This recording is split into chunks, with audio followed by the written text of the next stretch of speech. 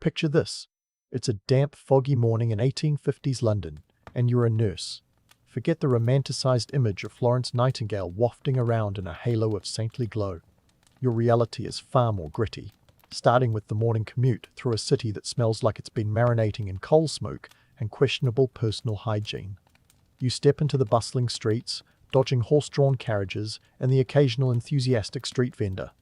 The air's a cocktail of soot and something that's best left unidentified. Your destination?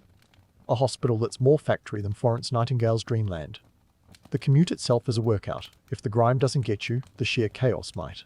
But hey, you're armed with a sturdy pair of boots and a resolve stronger than the Thames's current. Once inside the hospital, it's clear that the term organized chaos was probably coined by someone who had never stepped foot in a Victorian medical facility. The patient-to-nurse ratio is a staggering 20-to-1. That's right. You're juggling more patients than most people have, fingers and toes. The hospital itself is a sprawling maze of beds crammed into every available corner, each one occupied by a human being in various states of distress. Privacy. Forget about it. The only curtains here are the ones you're pulling back to reveal yet another patient needing your attention. Now, let's talk healthcare practices.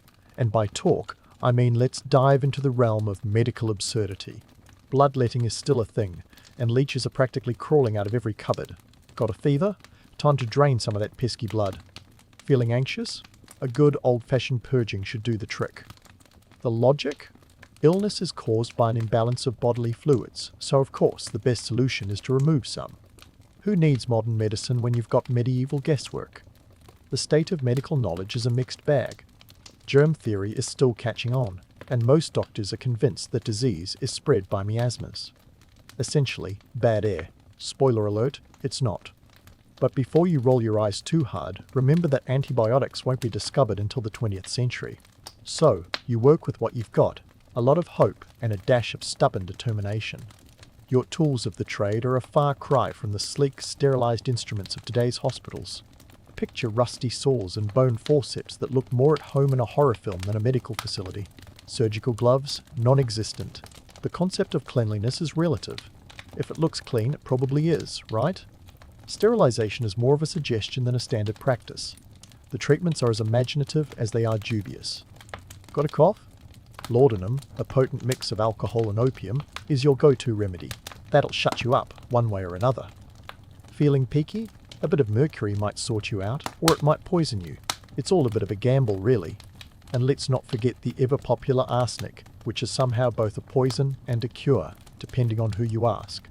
Patients come from all walks of life, but most are working-class folks who can't afford the luxury of convalescence. For them, a hospital visit isn't just about getting better, it's about survival. The stakes are high, and the odds are rarely in their favor. You, as a nurse, are their lifeline, their confidant, and sometimes their last hope. The morning rush is a whirlwind of activity. You're bandaging wounds, administering dubious tonics, and offering what comfort you can in a world where comfort is a scarce commodity. It's exhausting work, both physically and emotionally, but there's a sense of purpose that keeps you going. You're part of something bigger, a cog in the ever-turning wheel of Victorian healthcare. As you navigate this world of contrasts, between the noble intentions and the harsh realities, between the romantic myth and the gritty truth, you realize that being a Victorian nurse is as much about resilience as it is about compassion. You're part of a history that's messy and complex, full of contradictions and challenges. But amidst the chaos, there are moments of connection and humanity that remind you why you keep showing up, day after day.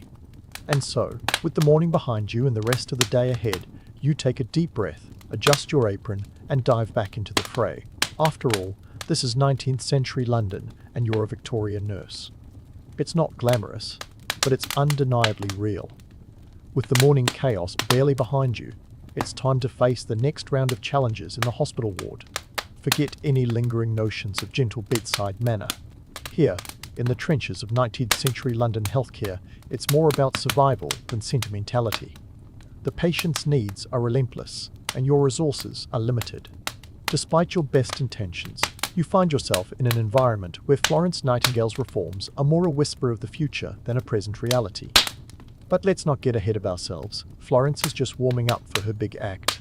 You're knee-deep in the mid-morning hustle, and the hospital is a symphony of clanking metal, groaning patients, and the occasional barked order from a harried doctor.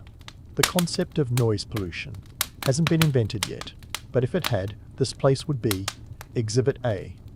As you maneuver through the ward, each patient presents a new puzzle, wounds to be dressed, feverish patients to be cooled, and spirits to be lifted, all with little more than your 2 hands and a prayer. The economic reality of nursing in this era is as grim as the hospital itself. You, like many of your colleagues, are not in this for the money. With wages hovering around £12 to £20 a year, which, believe it or not, was considered a decent income for a nurse, you're essentially volunteering with benefits.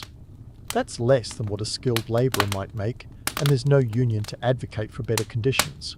You're here because you care, or because it's one of the few respectable jobs available to women, or perhaps because, like Florence, you see the potential for change. Let's pause for a moment to discuss our friend Florence Nightingale, the so-called Lady with the Lamp. It's a lovely image, isn't it? Florence, gliding through the wards, casting a warm glow of compassion over her patients. It's practically the stuff of legend. But the truth? Florence was more clipboard than candle. She was a data-driven dynamo, obsessed with cleanliness, efficiency, and reform. The lady was a statistician at heart, and she wielded her knowledge like a weapon. She fought tirelessly to improve the conditions of hospitals, using hard facts and figures to make her case. Her passion wasn't just for nursing, it was for changing the very system that defined it. Back in the ward, you're putting some of her early ideas into practice, albeit in an environment that still has one foot firmly planted in the dark ages.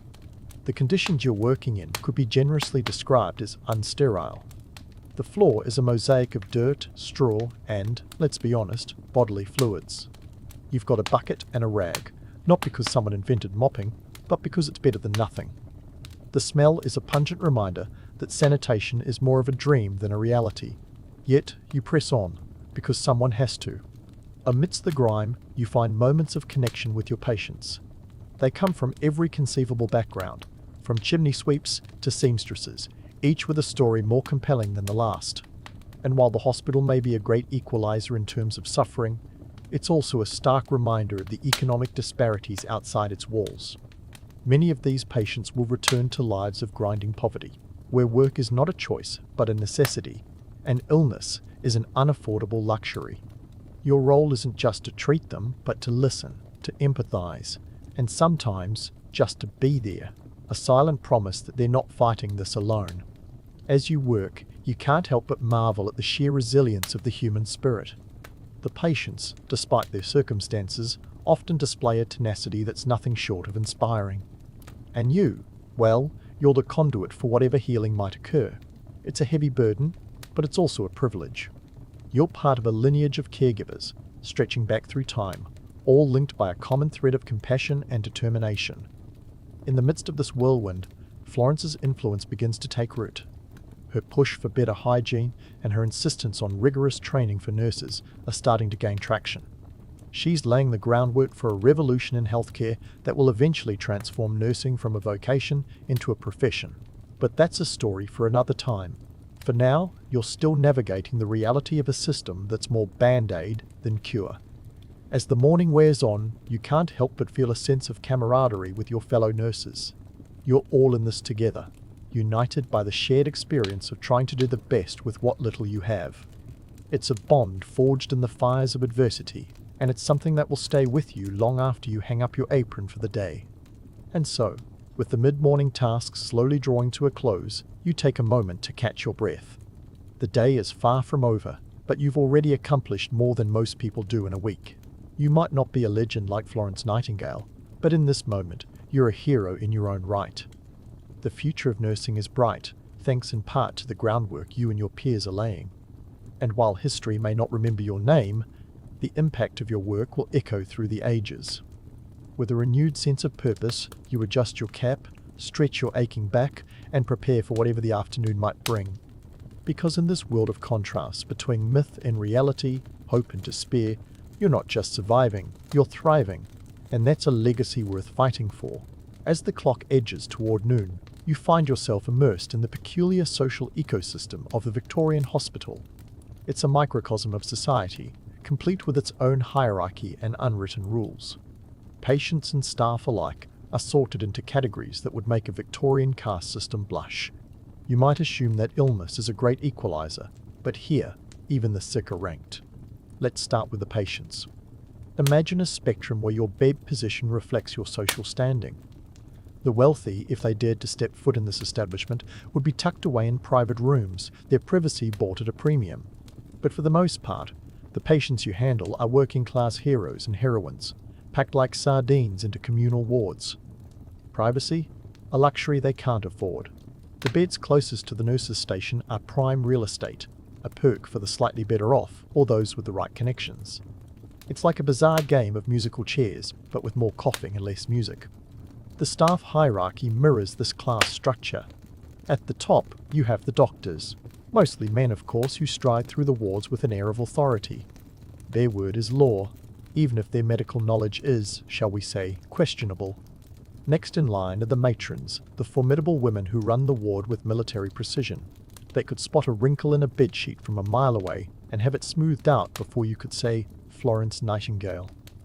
Then there's you and your fellow nurses. If you think nurses today have it tough, try navigating the Victorian minefield of gender norms. You're expected to embody the virtues of purity, piety, and domesticity, all while managing a workload that would make Hercules throw in the towel. Your career prospects are as limited as your wages. 12 to 20 a year might keep you fed, but it's not going to buy you a house in Kensington. Nursing is one of the few respectable professions open to women, but it comes with strings attached. Marry, and you're expected to hang up your apron. After all, who needs a job when you have a husband? Gender roles are as rigid as a starched crinoline. Men dominate the medical field. And women, well, they're expected to nurse, nurture, and not make too much noise. Yet, despite these constraints, you and your peers find ways to assert your influence. You might not wield a scalpel, but you wield something far more powerful, the ability to care. It's a small rebellion against the status quo, but in this world, every act of kindness is a revolution. Now, let's talk gallows humor. It's the glue that holds you all together, a coping mechanism in a world that often seems indifferent to suffering. Picture this, a nurse and a patient sharing a laugh over the absurdity of their situation. The patient jokes about how their ailment is the only thing that's managed to get them a spot in a private bed, albeit one that's only private if you squint really hard and ignore the 10 other occupants. It's a dark humor, born out of necessity, but it's also a reminder of the resilience that defines the human spirit. Amidst the laughter, there are moments of absurdity that could fill a Dickens novel. Take, for example, the tale of the wealthy benefactor who insisted on visiting the hospital to distribute soup to the needy. Sounds noble, right? Except she arrived with a retinue so large it could rival the Queen's, causing more disruption than the soup could ever hope to alleviate. It's a prime example of the Victorian tendency to romanticize charity while missing the point entirely. As you navigate this labyrinth of class and gender, you can't help but notice the contradictions. The hospital is a place where the poorest receive the most rudimentary care, yet it's also where some of the most progressive ideas about nursing are taking root. Florence Nightingale's influence is starting to seep in, though it's more of a trickle than a flood. Her push for trained nurses is like a whisper in a storm, but it's a whisper that's gaining volume. Outside the hospital walls, the world is changing. The Industrial Revolution is in full swing, and with it comes a wave of social reform. There's talk of improving working conditions and expanding educational opportunities. Yet, within the hospital, tradition holds a stubborn grip. Nurses are expected to be angels of mercy, but they're not afforded the same respect or pay as their male counterparts. As noon approaches, the pace of the ward slows momentarily, offering a brief respite. You seize the chance to grab a quick bite, though meal might be a generous term for what's on offer. Let's just say the culinary standards of the Victorian hospital leave much to be desired. It's a far cry from the lavish feasts of the aristocracy, but it's fuel for the next round of patient care. In this world of stark contrasts and relentless demands, you're constantly reminded of the fragility and strength of the human condition. You're part of a legacy that stretches back through the ages, a lineage of caregivers who have faced adversity with grace and grit. It's a legacy that will continue to evolve, shaped by the hands of those who dare to challenge the status quo. So, as the clock ticks past noon and the afternoon's challenges loom, you steel yourself for whatever comes next. Because in the world of Victorian nursing, every day is a battle, every act of care a victory. And though history may not sing your praises, your contributions are etched in the lives you touch. As you adjust your apron and prepare to dive back in, you carry with you the knowledge that, in this world of myth and reality, you're forging a path for future generations of nurses. And that, my friend, is a legacy worth fighting for. As the afternoon sun starts to cast its weary glow over the grimy streets of London, you brace yourself for the next wave of challenges. You've been knee-deep in patient care all morning, but now it's time to pull back the curtain on the bigger picture. Welcome to the Victorian era's greatest public health disaster, the Great Stink of 1858. Yes, you heard that right. This wasn't just a minor inconvenience, it was London's version of a nose-based apocalypse. Imagine this. The River Thames, that grand old lady of London, transformed into a gigantic, foul-smelling sewer. By 1858, the city's population had exploded to over 3 million, and all those people had to put their waste somewhere. Spoiler alert, it ended up in the Thames. On a hot day, the air was so pungent that it was rumoured MPs in the Houses of Parliament had to soak curtains in lime chloride just to keep the stench at bay. Talk about a literal assault on the senses. This wasn't just a matter of holding your nose and hoping for the best. The Great Stink was a catalyst, a wake-up call for those in power to finally address the festering issue of sanitation. Up until then, the prevailing wisdom was that diseases like cholera were spread by miasmas, or bad air, which, surprisingly, didn't include the nose-wrinkling aroma wafting from the river.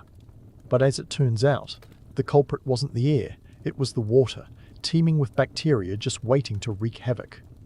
Enter Joseph Bazalgette, the Victorian engineer with the Herculean task of saving London from itself. His solution? A massive underground sewer system that would revolutionize the city's infrastructure. Imagine the logistics: over 100 miles of sewers, built with bricks and sheer determination, designed to whisk waste away from the city and deposit it downstream. It was a project of epic proportions, costing around $4.2 million. A staggering sum at the time, but one that would pay dividends in public health improvements. So, how did this engineering marvel affect you, the beleaguered nurse? Well, for starters, it meant that the hospitals you worked in were no longer epicenters of cholera outbreaks. With cleaner water came healthier patients, or at least, patients who weren't constantly battling waterborne diseases. The Great Stink might have been a public relations nightmare, but it sparked public health reforms that began to shift the tide, making your job just a smidge less Sisyphean. Yet, while Bazalgette was down in the trenches, quite literally building his masterpiece, you were still up in the wards, dealing with the day-to-day reality of Victorian healthcare. And let's not kid ourselves, reform didn't happen overnight. The shift from medieval medicine to modern healthcare was more of a slow crawl than a sprint. But those incremental changes, like improved sanitation, would eventually transform nursing from a practice steeped in superstition to one grounded in science. Now, let's talk about the economic context of these reforms. The Industrial Revolution had made Britain the wealthiest country in the world, but that wealth wasn't exactly trickling down to the masses. The working class, the backbone of this new industrial age, faced abysmal living conditions. Imagine sharing a single room with half a dozen people, all while working grueling hours in a factory for a pittance. It's no wonder disease spread like wildfire. But the public health crisis forced the government to take action. The Public Health Act of 1848 was one of the first legislative attempts to address these issues, establishing local boards of health with the power to improve sanitation. However, like most government initiatives, it was more of a suggestion than an enforcement. It took the Great Stink to truly galvanize change, leading to the Metropolitan Board of Works Act of 1855, and eventually Bazalgette's sewer system. For you, the nurse, these reforms gradually meant fewer patients succumbing to preventable diseases. Sure, you were still dealing with the likes of smallpox and tuberculosis, but at least cholera was no longer a regular guest. The ripple effect of these changes also meant that hospitals could start focusing on recovery rather than being revolving doors for the terminally ill. And let's not forget about the social implications. As public health became a priority, so did the professionalization of nursing. Florence Nightingale's push for trained nurses wasn't just about efficiency, it was about elevating the profession. By emphasizing cleanliness and organization, she was laying the groundwork for a new era of healthcare.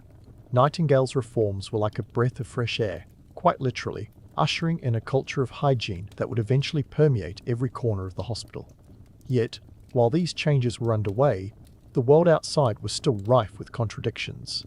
Victorian London was a city of extremes, where staggering wealth sat cheek by jowl with abject poverty. The public health reforms were a step in the right direction, but they couldn't erase the economic disparities that defined the era. The gap between the haves and the have-nots was as wide as the Thames itself, and while cleaner water flowed through the city, the social currents remained turbulent. As you navigate this complex landscape, you're reminded that history is never a straight line.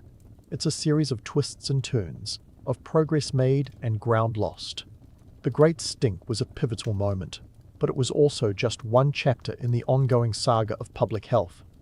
The reforms it sparked were crucial, but they were part of a larger tapestry of change, woven by countless hands, including yours.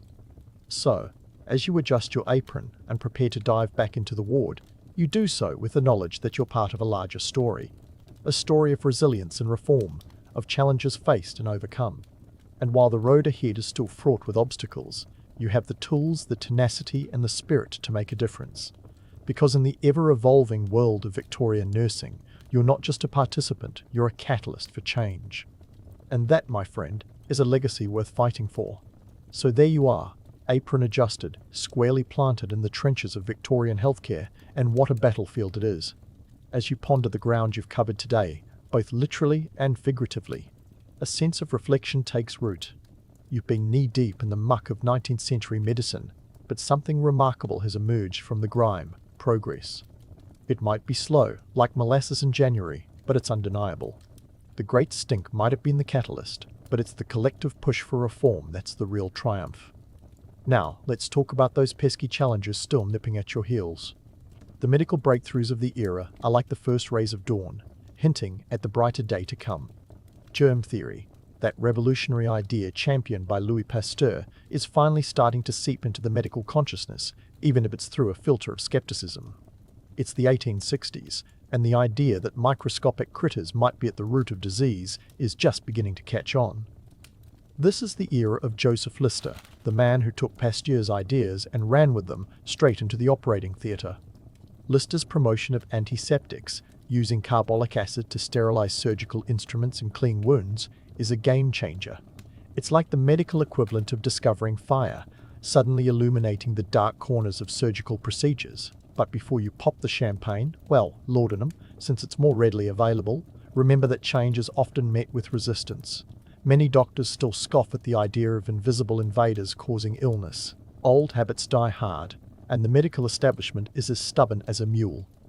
Yet, you and your fellow nurses are on the front lines, witnessing firsthand the difference these new practices make. Fewer infections, fewer amputations, and an inkling of hope that maybe, just maybe, this is the dawn of a new era. Meanwhile, the public perception of nursing is undergoing its own evolution. The stereotype of the nurse as a mere handmaiden to doctors is slowly being dismantled. Florence Nightingale's legacy is a beacon, lighting the way for nursing to be recognized as a profession in its own right. Her insistence on rigorous training and education is transforming nursing from a job of last resort into a respectable career for women. This is no small feat in a society that still largely sees women as ornamental rather than instrumental. But let's not get too carried away with the romance of reform. The reality is that nurses are still battling for recognition and respect. The social norms of the time are like a corset, restricting and confining, but also shaping the form of what's to come. You, as a nurse, are at the forefront of this subtle rebellion against societal expectations. You might not be wielding a sword, but your weapon is no less potent. It's knowledge, compassion, and an unwavering belief in the value of your work. Economically, the landscape is shifting too. The Industrial Revolution has left its mark, and the rise of the middle class is changing the dynamics of healthcare. More people have access to medical services, and the demand for trained nurses is on the rise. The wages are still meagre. Let's not kid ourselves, but the potential for advancement is a carrot dangling tantalizingly close. It's the promise of a future where nursing is not just a calling, but a career path with opportunities for growth. And let's not forget the social and political undercurrents shaping this era. The fight for women's rights is gaining momentum, albeit slowly. The suffragette movement is still a few decades away from its heyday, but the seeds of change are being sown. As a nurse, you're part of this broader struggle for equality, challenging the status quo simply by stepping into your role each day. It's a quiet revolution, but one that hums with the energy of possibility. As the day draws to a close, you find a moment of peace amidst the chaos, a rare and precious gem. You reflect on the resilience and ingenuity of those who have paved the way. Florence Nightingale, with her lamp and her ledger, illuminating the path to a future where healthcare is a human right, not a privilege. Joseph Lister, with his antiseptic spray, challenging the very foundation of medical practice. And the countless unnamed nurses who have stood shoulder to shoulder with you, unsung heroes in the battle for better healthcare. You're part of a tapestry woven with threads of courage, compassion, and relentless determination. And while the road ahead is still fraught with challenges, you carry with you the knowledge that you are making a difference. Each day, each patient, each small victory is a step toward a brighter future. As you hang up your apron and prepare to leave the hospital, you do so with the certainty that your work is more than a job. It's a legacy. A legacy of hope and healing, of progress and possibility. And that, dear friend, is a story worth telling. So, as you step out into the foggy London night, take a moment to savour the air. It might still be tinged with the scent of coal and industry, but beneath it lies the unmistakable fragrance of change. Picture this: a knight galloping into the sunset, banners fluttering in the breeze, sword raised high like he's in a shampoo commercial. That's the Hollywood version, right? But let's peel back the gilded armor and see what medieval battles were really about. Spoiler alert, it's less about gallant charges and more about logistics that would give a modern-day supply chain manager nightmares. First things first, our knight isn't just rolling out of bed, grabbing his sword, and heading out for some casual conquest. Nope. Preparing for a medieval battle was like planning a wedding, without the cake, but with way more sharp objects. Let's start with the sword, that iconic symbol of knighthood. Now, you might think swords were these rare, priceless treasures. Well, not quite. The average sword cost about 6 pence, which was roughly a week's wages for a skilled labourer. So, not exactly cheap, but not like buying a yacht either. However, the real wallet drainer was the warhorse. Forget feeding your goldfish. Maintaining a warhorse was like keeping a Ferrari running on a student budget. A decent warhorse could set you back up to £40. A king's ransom back then. That's like buying a luxury car today, but without the air conditioning or GPS. And you couldn't just leave it in the garage, you had to feed it, train it, and hope it didn't get spooked by, say, a particularly menacing squirrel. But before we get too far ahead, let's talk about assembling the medieval version of an army. Unlike today, where armies are a well-oiled machine of logistics and technology, back then it was more like herding cats, really angry cats with swords. Lords would call upon their vassals, who would then wrangle up their own men. It was a cascading call to arms, like a medieval game of telephone, but with more at stake than just a garbled message. Once you've got your ragtag group of would-be warriors, you need to feed them. We're not talking about a quick run to the local drive-thru. Feeding an army required massive amounts of food, thousands of calories per day per soldier. Bread, cheese, salted meat, and beer. Yes, beer was crucial, not just for morale, but because the water was often less than potable. A knight without his beer was like a smartphone without a charger, useless. Now, let's crunch some numbers. A campaign might require thousands of men, each consuming around 4,000 calories daily. Multiply that by weeks or months of campaigning, and suddenly you're looking at a bread bill that could bankrupt a small kingdom. And that's not even counting the fodder for the horses. Remember our pricey war horses? They didn't live on air. They needed oats, hay, and water, all of which had to be transported or foraged. And speaking of transportation, ever wonder how they lugged all this stuff around? Enter the humble cart, the medieval equivalent of a U-Haul. But these weren't your average hay wagons. They had to be sturdy enough to carry not just food, but also weapons, armor, tents, and all the other necessities of a mobile medieval village. Plus, they had to navigate roads that were often little more than glorified dirt paths. Imagine trying to drive a semi-truck through a forest trail, and you've got the idea. Now, onto the battlefield itself. We love to imagine knights galloping heroically into combat, but the reality was a bit grimmier. Battlefields were chosen not for their scenic views, but for tactical advantages, high ground, proximity to water, and the ability to funnel forces through narrow passes. It was about strategy, not aesthetics. And once the fighting started, it wasn't the clean, choreographed dance of swords we see in movies. It was chaotic, brutal, and downright messy. But here's a twist. Many battles didn't even happen. Ever hear of a bloodless siege? It was surprisingly common. Armies would rock up to a castle, and rather than engage in a costly and risky assault, they'd just hang out until the defenders ran out of food or patience. It was less about clashing steel, and more about who could outlast whom. It turns out patience was one of the most powerful weapons in the medieval arsenal. As romantic as the image of the lone knight might be, the reality was that battles were won and lost, not just by the blade, but by the balance sheet. Economics played as much a role as courage. Armies needed funding, supplies, and logistics, making war a game of wealth and planning as much as tactics and valor. So, the next time you see a knight charging into battle, remember the real epic tale was the one behind the scenes, where every penny counted, every horse mattered, and every meal could tip the scales of war.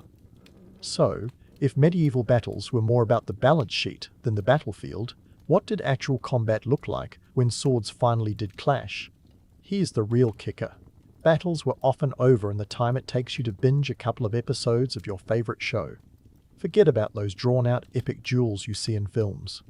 The average medieval battle was a chaotic, exhausting, and often shockingly brief affair. Picture hundreds, sometimes thousands, of men in a frenzied melee, hacking away at each other, all while trying to avoid becoming the latest casualty statistic. It wasn't a glamorous job, and it certainly wasn't for the faint-hearted. Now, let's get into the nitty-gritty of the medieval armory. Sure, knights wore shiny armor that looked like it came straight out of a fantasy novel, but that's where the fantasy ends. Full suits of plate armor were heavy.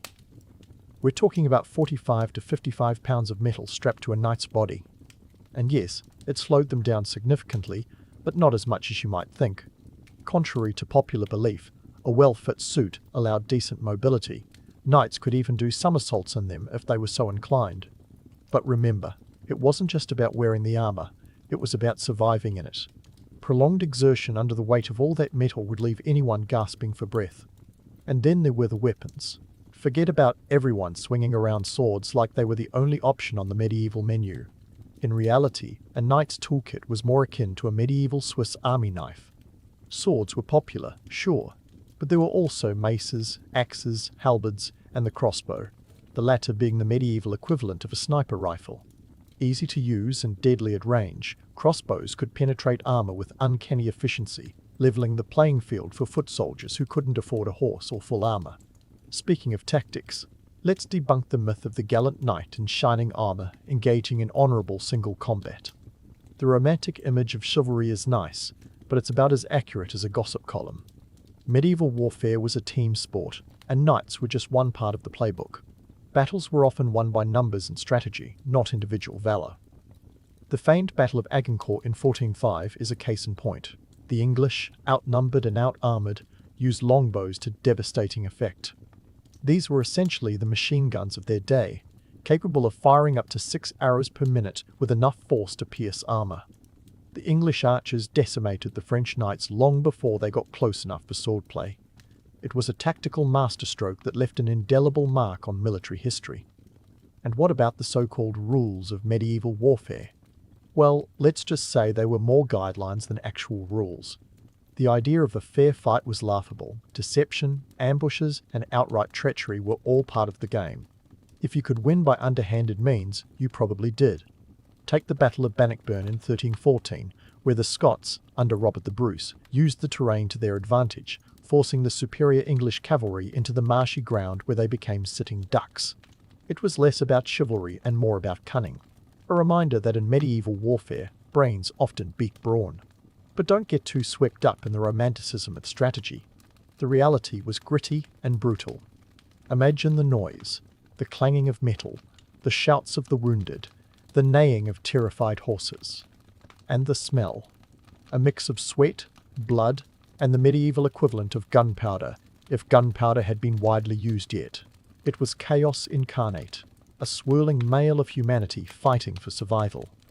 And the aftermath? The battlefield was a morbid tableau of the fallen, with survivors looting the dead for anything of value. Mercy was a rare commodity, and prisoners were often held for ransom, which was a lucrative side business for some. Let's not forget the psychological toll on these medieval fighters. PTSD wasn't a recognized condition, but the trauma was real. The constant threat of death, the violence, and the loss of comrades left scars that no armor could protect against. Many knights turned to religion for solace, seeking divine forgiveness for the sins of the battlefield. Others became hardened, callous to the horrors they witnessed. The line between hero and villain blurred, depending on which side you were on and who was telling the story. In sum, medieval combat was anything but the orderly, honourable engagement we often imagine. It was a brutal, swift and dirty business that left no room for the romantic ideals of chivalry. The myth and the reality were worlds apart, and while the legend of the noble knight endures, it's important to remember the true cost of those battles. They were won not just with the sword, but with cunning, strategy, and sometimes sheer luck. As we continue to peel back the layers of history, it becomes clear that the real story is often more fascinating and complex than the myth. And with that, we'll leave our knights to catch their breath and prepare for the next chapter in their tumultuous tale. Stay tuned as we delve even deeper into the gritty, unvarnished world of medieval warfare, where the next twist is just a sword swing away. As we leave our knights catching their breath, let's take a detour into the murky backrooms where medieval battles were often won before a sword was ever drawn. Picture this. The world is a giant chessboard, where kings, dukes and ambitious nobles moved their pieces with more cunning than any grandmaster. Forget the knightly honour we've been sold in fairy tales. The real game was played in whispers, sealed with handshakes, and often written in blood. In the high-stakes world of medieval politics, land wasn't just a place to plant your cabbages. It was the currency of power, the measure of a man's worth, and the root of many a bloody conflict. When a king or noble looked at a map, they didn't see rivers and mountains. They saw opportunity. More land meant more peasants to tax, more resources to exploit, and more prestige to flaunt at the next tournament. This was monopoly, medieval style, and everyone wanted boardwalk. Take the 100 Years' War, for instance. It's not just a catchy name, but a century-long saga over who got to sit on the French throne. The English kings, with their eyes on the prize, claimed French lands through convoluted ancestral lines that would make a soap opera plot seem straightforward. And the French? Well, they had their own ideas about who should rule. Cue a series of battles, truces, and betrayals that saw fortunes rise and fall faster than you can say, divine right. But it wasn't all about crowns and castles. Sometimes, war was as personal as a high school feud. The infamous War of the Roses was essentially a medieval family spat on steroids. The houses of Lancaster and York, branches of the same royal family, turned England into their personal battleground. It was less about national interest, and more about whose family crest would adorn the throne. The stakes? Absolute power or utter ruin. Meanwhile, alliances were the medieval equivalent of Facebook relationship statuses. Complicated and subject to change without notice.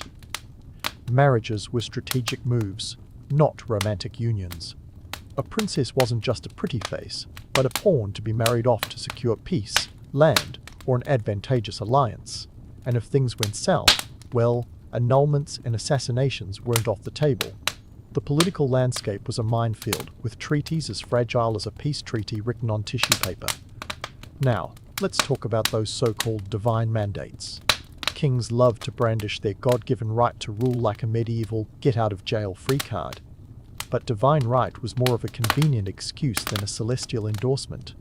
When Pope Urban II called for the First Crusade in 1095, it wasn't just about reclaiming the Holy Land. It was a power play, a way to unite warring European nobles under a common cause. The promise of eternal salvation was a nifty carrot to dangle in front of knights whose main motivation was often more earthly: land, loot, and glory. And speaking of the Crusades, let's not sugarcoat it. These campaigns were less about piety and more about profit. The Fourth Crusade in 1204, for example, didn't even make it to Jerusalem. Instead, The Crusaders sacked Constantinople, a Christian city, because, well, it was there, and it was rich. The religious veneer was thin, to say the least, and the loot was too tempting to ignore. Of course, every king needed a good PR team, medieval style. Chronicles and ballads spun tales of noble kings and chivalrous knights, conveniently leaving out the backstabbing, the broken promises, and the occasional fratricide. The pen, as it turns out, was mightier than the sword, at least when it came to legacy.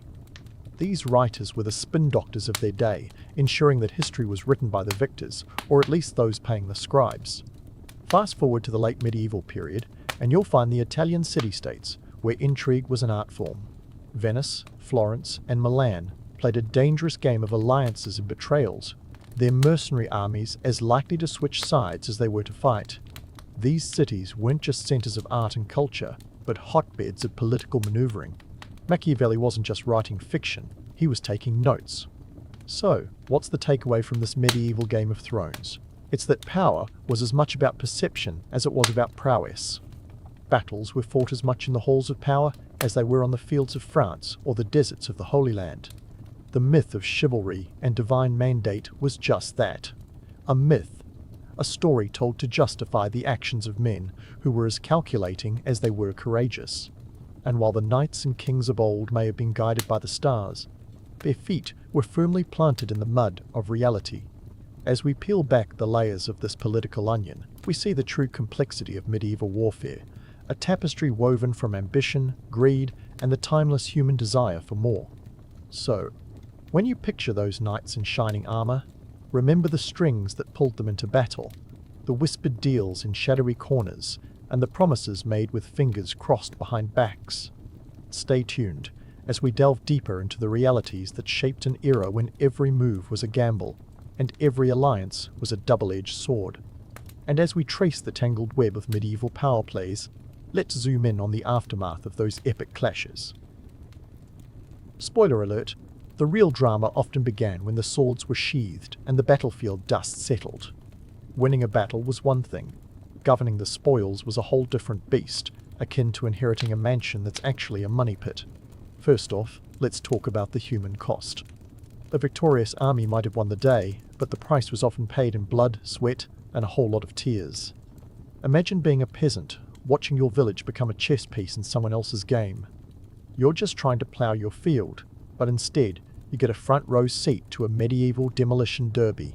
Entire communities could be uprooted, with homes razed and fields trampled. And those who survived? Well, they were left to pick up the pieces, mourning lost loved ones while trying to scrape enough out of the battered land to survive the coming winter.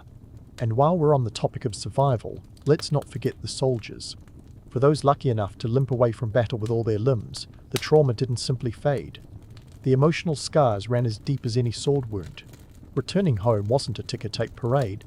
It was more like stumbling back into a world that had moved on without you. Many veterans found solace in the church, seeking redemption for the horrors they'd both witnessed and committed. Others turned to drink or further violence, their lives a testament to the brutal aftershocks of medieval warfare. Next up, rebuilding. Forget about the romantic notion of a triumphant return to normalcy. The reality was more akin to a medieval version of Extreme Makeover, Home Edition, but without the budget or the Hollywood ending. Villages and towns left in ruins had to be painstakingly rebuilt. This wasn't just about patching up roofs, it was a Herculean task of restoring entire infrastructures. Roads, bridges, and markets that connected the fragmented pieces of the medieval economy had to be reconstructed, often by the very hands that had torn them down. The economic ripples were profound. Land ownership could shift overnight, with victors claiming territories and displacing the established order. This wasn't just about new names on deeds, it was about reshaping the very social fabric. The feudal hierarchy, already a complex tapestry, became even more tangled. New lords meant new rules, and peasants often found themselves at the mercy of rulers who viewed them as pawns rather than people. The land itself became a battlefield of a different kind, with disputes over boundaries and rights simmering long after the last sword was sheathed. And then there was the issue of governance. Winning a battle was one thing. Ruling over a conquered land was an entirely different story. Cue the medieval version of "be careful what you wish for." The romanticized image of a king riding into a conquered city, greeted by cheering crowds, was mostly just that, a romantic image. In reality, new rulers faced the daunting task of integrating hostile populations, quelling rebellions, and imposing their authority on lands where they were often seen as foreign oppressors. Take the Norman conquest of England in 1066, for example. William the Conqueror didn't just plop his flag down and call it a day. He had to establish control over a fractious land, dealing with revolts and resistance from a population that wasn't exactly rolling out the welcome mat. His solution? The Domesday Book, a giant medieval spreadsheet cataloguing every last pagan parcel of land. It was both a testament to his administrative prowess and a stark reminder of the lengths to which rulers had to go to maintain their grip on power. Speaking of power, let's not forget the church. Like the friend who always seems to have an opinion on your life choices, the church was a constant presence in the medieval world. Its influence was both spiritual and temporal, offering solace to the war-weary while also acting as a political player in its own right. Monasteries often became centers of rebuilding efforts, their scriptoriums churning out documents that legitimized new regimes. But the church wasn't above taking a slice of the pie, often securing lands and privileges in the aftermath of conflict. Now, about those romanticized notions of winning a war. Sure, a victory might fill the coffers with spoils and expand a kingdom's borders, but it also brought a host of headaches. Governance required resources, money, manpower, and time, all of which were in short supply. And then there was the small matter of legitimacy. Winning a throne through force didn't necessarily endear you to the locals or secure your dynasty's future. The sword could seize power, but it took diplomacy, cunning, and sometimes cold, hard cash to keep it. Take the Plantagenet kings of England, for instance. Their reign was marked by almost constant warfare, both abroad and at home, as they sought to maintain their sprawling empire. Despite victories on the battlefield, their rule was plagued by baronial revolts, fiscal crises, and familial strife. The Magna Carta of 1205 often hailed as a milestone in constitutional governance, was actually a desperate attempt by King John to quell a rebellion by his own nobles. It was less about noble rights and more about damage control. And let's not overlook the vanquished. Defeat didn't just mean licking your wounds and trying again next season. It often spelled the end of dynasties, the loss of lands, and a long fall from power. The repercussions could echo down the generations, reshaping the political landscape for years to come. The defeated rulers might find themselves in exile, plotting a comeback, while their former subjects navigated the treacherous waters of a new regime. In a way, medieval battles were like the ultimate high-stakes poker game. Victory brought riches and power, but it also demanded a relentless commitment to consolidating that power. And defeat? Well, that meant losing much more than just your chips. It could mean losing everything. But before we wrap up our medieval saga, let's pause to consider the broader societal shifts these conflicts catalyzed. The aftermath of battles often led to innovations in governance, military tactics, and even technology. The need to rebuild and adapt drove progress in ways that peaceful times might not have. War, for all its horrors, was also a catalyst for change, forcing societies to evolve and adapt or face the consequences. As we prepare to dive deeper into the medieval world, remember that the real story is as complex as the people who lived it. The legends of knights and battles are compelling, but the truth is richer, messier, and far more human. So, hang tight as we continue our journey through the labyrinth of history, peeling back the layers to reveal a world where the stakes were high, the players were cunning, and the game was never truly over. So, as we dive into the thick fog of medieval history, let's take a moment to reflect on the myths versus the realities. The truth is, our collective vision of medieval battles is often painted with broad romantic strokes.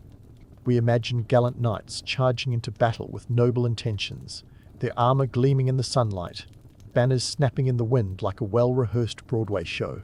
But the reality was more akin to a grimy episode of Survivor, minus the tropical island and tribal council. Take, for instance, the myth of the chivalric knight. Romanticized tales have turned these warriors into paragons of virtue, defenders of the weak, and champions of justice. In reality, knights were more likely to be motivated by a healthy mix of self-interest and ambition. They were essentially the medieval equivalent of mercenaries, with a code of conduct that was as flexible as a yoga instructor. Sure, chivalry was a thing, but it was more of an ideal than a daily practice. The gap between the legend and the truth is as wide as a medieval moat. And then there's the epic battle itself, often depicted as a clash of titans, where good triumphs over evil in a grand spectacle worthy of a Hollywood blockbuster. But the unvarnished truth is that medieval battles were often chaotic and brutal, resembling a bar fight more than a ballet. Combat was messy, loud, and terrifying. Imagine the sound of clashing metal, the cries of the wounded, and the overwhelming stench of sweat and blood. It was a sensory overload that would make any romantic notion of battle seem laughable. The stark reality is that battles were also incredibly short. Forget the drawn-out epic duels of cinema. Most skirmishes were over within a couple of hours. The Battle of Hastings, one of the most famous clashes in history, lasted just a single day. The marathon conflicts of legend? More like a sprint to survival, where the real winner was often determined by who could outlast the chaos. But why do these myths endure? They persist because they serve a purpose, offering a sense of order and glory in a world that was often anything but. People love a good story, and tales of heroic knights and noble battles provide a comforting narrative that simplifies the messy complexity of history. It's human nature to seek meaning and valor in the past, to find heroes to emulate and villains to despise. These legends, despite their inaccuracies, offer us a framework to understand our own chaotic world. Yet, while we enjoy these tales, it's crucial to remember the gritty truths. The economic realities of medieval warfare were harsh. Funding a campaign was like trying to bankroll a blockbuster movie without a guaranteed box office return. Costs could spiral out of control, with armies often relying on plunder to make ends meet. The Battle of Agincourt in 1405, for instance, wasn't just a triumph of strategy. It was a financial gamble that could have bankrupted England had it gone the other way. And speaking of economics, let's not ignore the impact on the common folk. Wars were as much a burden on the peasants as they were on the kings and knights. Fields were trampled, villages were pillaged, and the average person's life was often disrupted by the whims of rulers they had never met. The cost of war was felt by all, from the highest lord to the humblest serf, and the scars of conflict lingered long after the final sword was sheathed. Now, as we consider what these medieval lessons can teach us about contemporary warfare and human nature, it's clear that some things never change. The pursuit of power and prestige remains a driving force in conflicts today, much as it was in the past.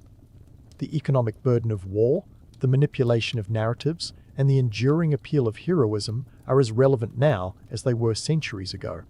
In modern times, we might swap swords for drones and battlefields for cyber warfare, but the underlying dynamics of conflict remain eerily similar. The quest for resources, the struggle for dominance, and the human capacity for both heroism and brutality persist. History, it seems, has a way of repeating itself, albeit with new technology and in new arenas. But perhaps the most profound lesson of medieval warfare is the resilience of the human spirit.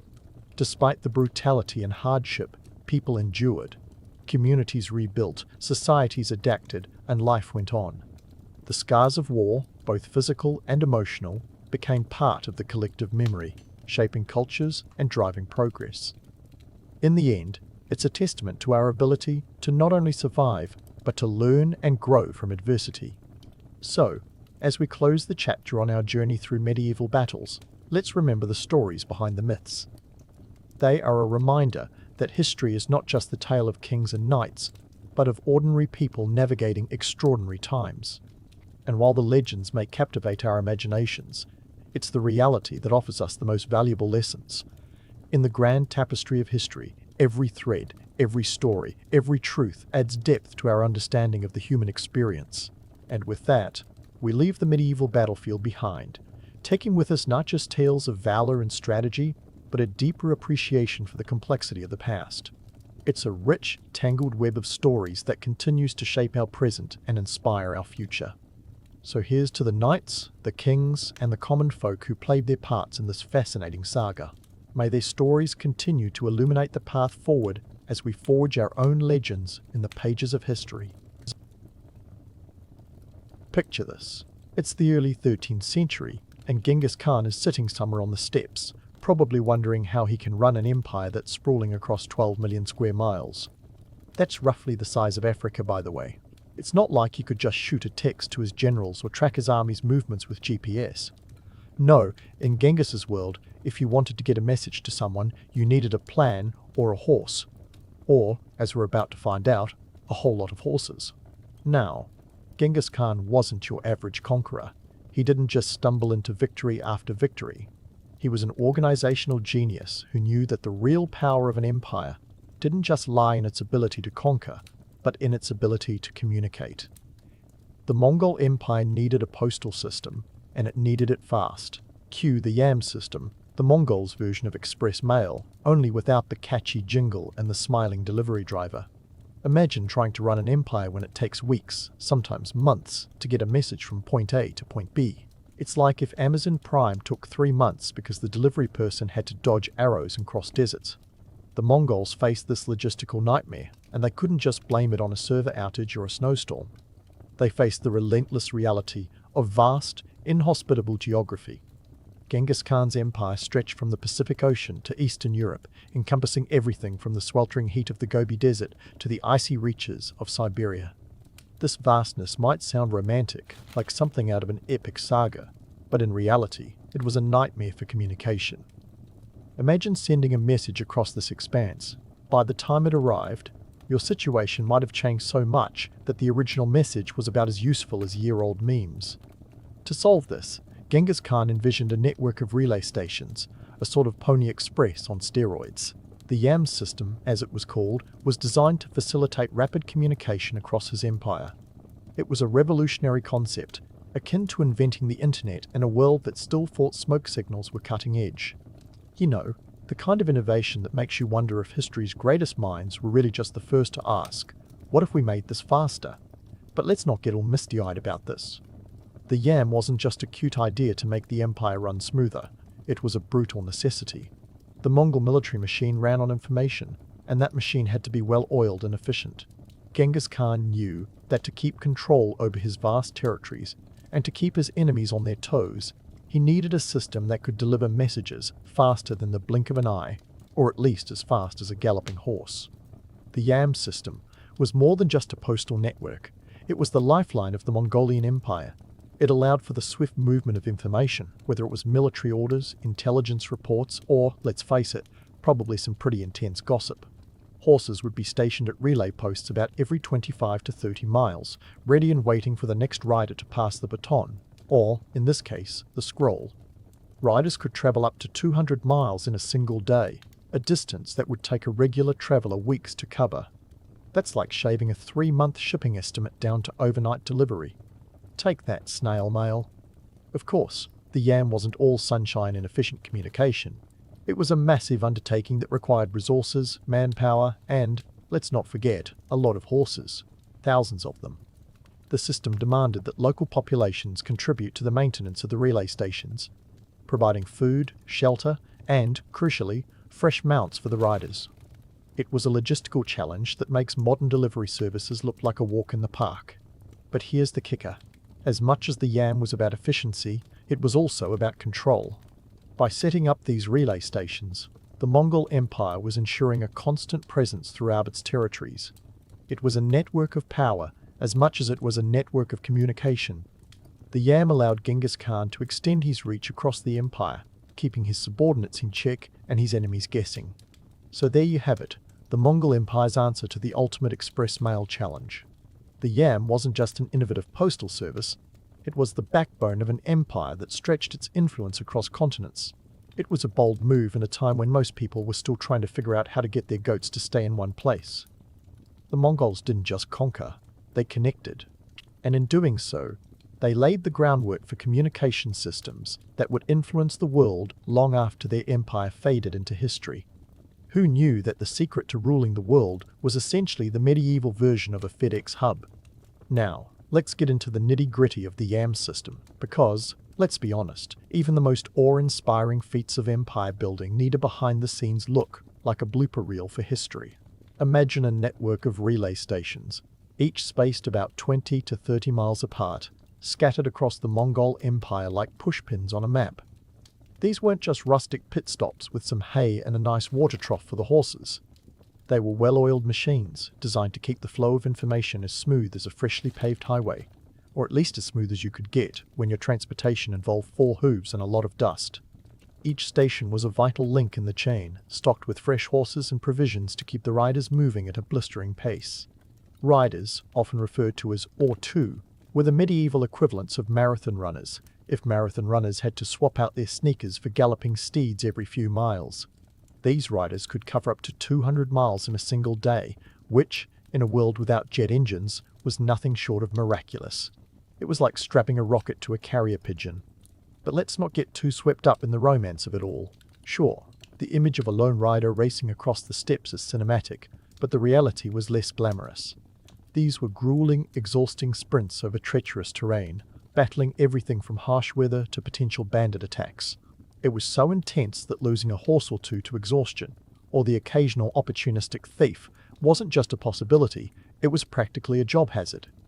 You could say these riders were the original adrenaline junkies, minus the GoPro footage. Now, let's talk economics. This wasn't a cheap system to run. The YAM was a financial juggernaut. Maintaining it required a vast amount of resources, from the construction and upkeep of relay stations to the endless supply of horses, food, and manpower. And who footed the bill for this proto-Amazon Prime? Well, it wasn't Genghis Khan digging into his coin purse. The cost trickled down to the local populations, who were expected to provide the necessary resources. Think of it as a medieval Kickstarter. Everyone pitches in, whether they like it or not. The economic strain was considerable.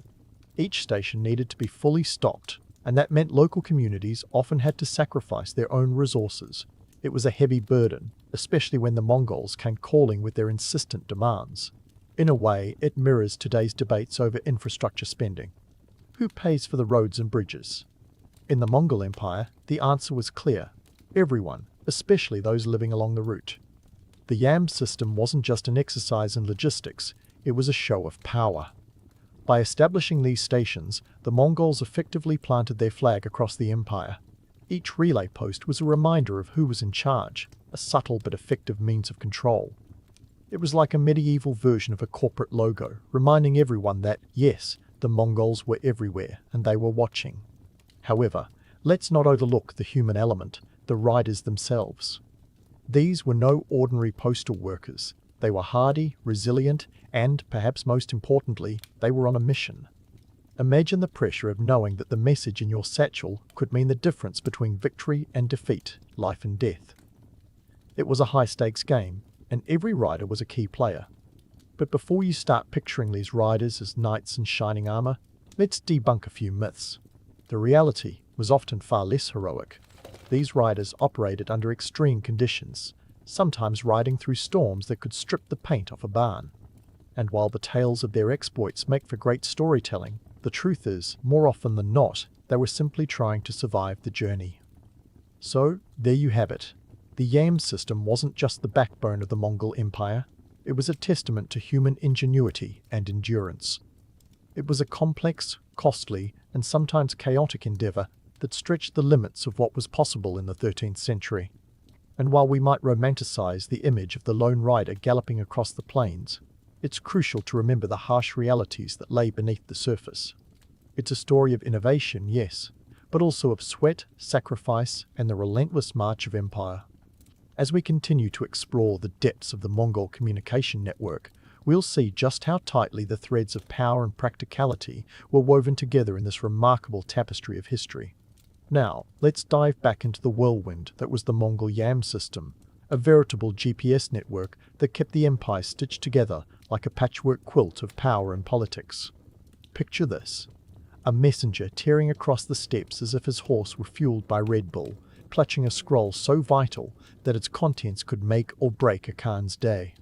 We're talking about messages that could travel from Karakorum to the far reaches of Eastern Europe in as little as 2 weeks. A speed that, at the time, made carrier pigeons look like slackers on a coffee break. These riders were the unsung heroes of Mongol unity, the glue holding together a vast and volatile empire. Their missions were far from routine. Imagine being tasked with delivering a peace treaty before a war could rear its ugly head, or a military strategy that had to reach generals before their armies marched off in the wrong direction. The Yam wasn't just about speed, it was about precision, like a medieval version of Mission Impossible, minus the theme music. But let's not romanticize this too much. Sure, these riders were crucial, but they weren't exactly basking in glory. In the social hierarchy of the Mongol Empire, they were more akin to delivery drivers than knights in shining armor. The messengers, known as Ortu, were typically drawn from the lower rungs of society, often young men who were as tough as the weathered leather saddles they rode on. Their status was a mixed bag. On one hand, they had the honor of serving the empire directly, which came with a certain prestige and a license to commandeer resources along their routes. On the other hand, they faced perils that would make even the most intrepid thrill-seeker think twice. Bandits, harsh weather, and the odd angry goat were all in a day's work. And if you thought your office job was stressful, try doing it while traversing the Gobi Desert in a sandstorm, with only a thin layer of felt to shield you from the elements. Let's not forget the perks though. The Yam riders had the freedom of the open road, path, and the adrenaline rush of knowing their work had immediate, tangible impact. They also had access to fresh horses and provisions at each relay station, a luxury in a world where many people never traveled beyond their village. It's like having an all-access pass to the Empire's best pit stops, no reservations required. However, the job came with its fair share of bad days at work. Losing a message could mean severe repercussions. Imagine the water cooler conversation at a Mongol relay station. "Hey, did you hear about Batu? Lost his scroll in the river. Heard he's been reassigned to yak herding." And let's not even get started on the occupational hazards. A twisted ankle or a horse gone rogue could spell disaster, and there were no workers' comp claims in the 13th century. Despite the challenges, the Yam was a marvel of logistical efficiency, a testament to the Mongol strategic brilliance. It ensured that the Khans could exercise control over their vast territories, like a puppeteer pulling strings across continents. The system allowed for swift military mobilization and kept the empire's far-flung regions informed and aligned with a central command. Essentially, it was the Mongol answer to the problem of maintaining political cohesion over a sprawling multi-ethnic domain. But how did this all play out in the grand chess game of Mongol politics?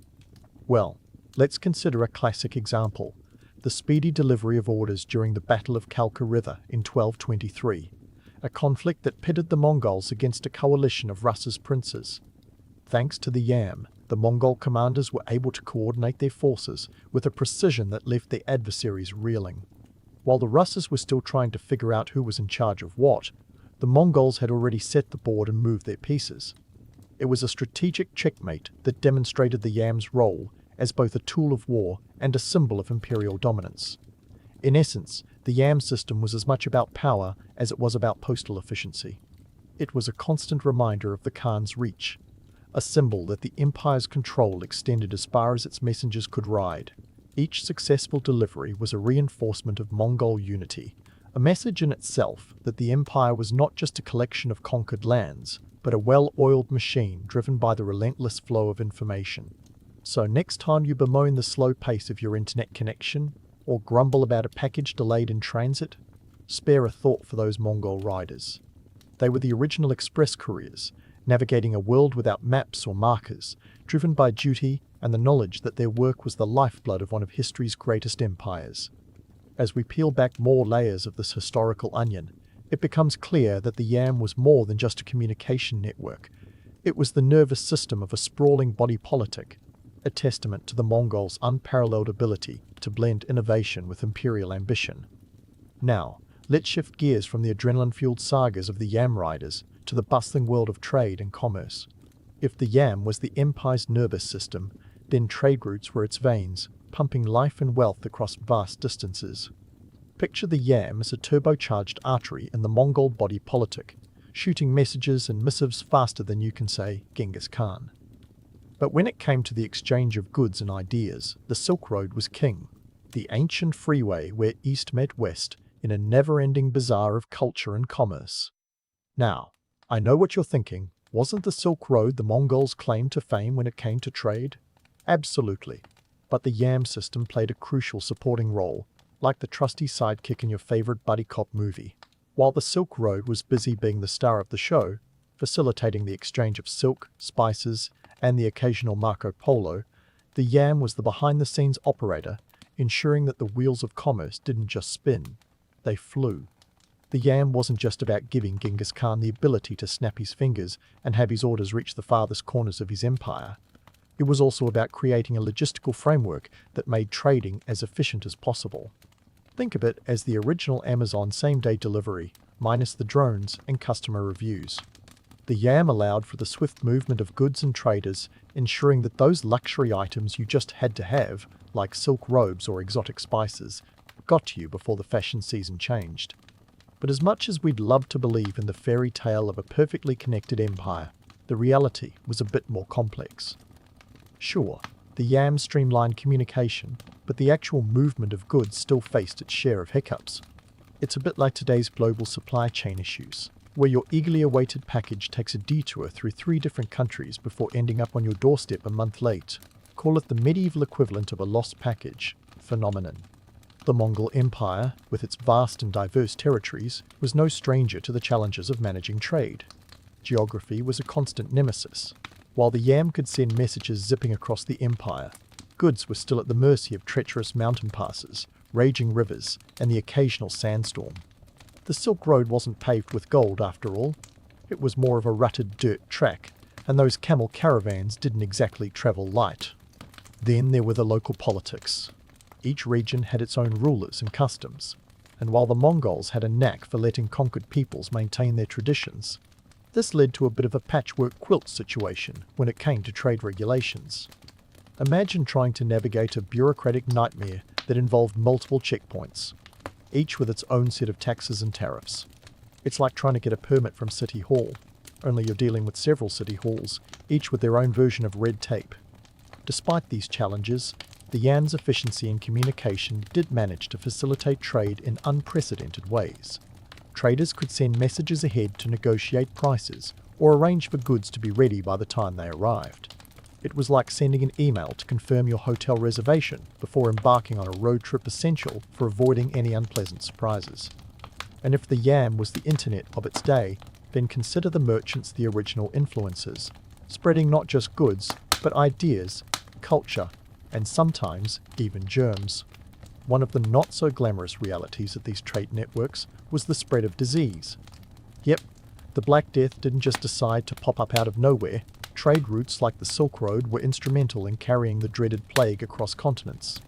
While we can't exactly blame the yam for this, it does serve as a reminder that with great connectivity comes great responsibility, and sometimes unintended consequences.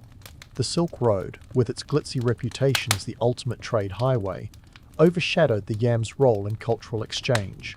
Spices, textiles, and luxury items were the headliners, but ideas and technologies were the real game changers. The Mongols, despite their fearsome reputation, were surprisingly open-minded when it came to adopting new innovations.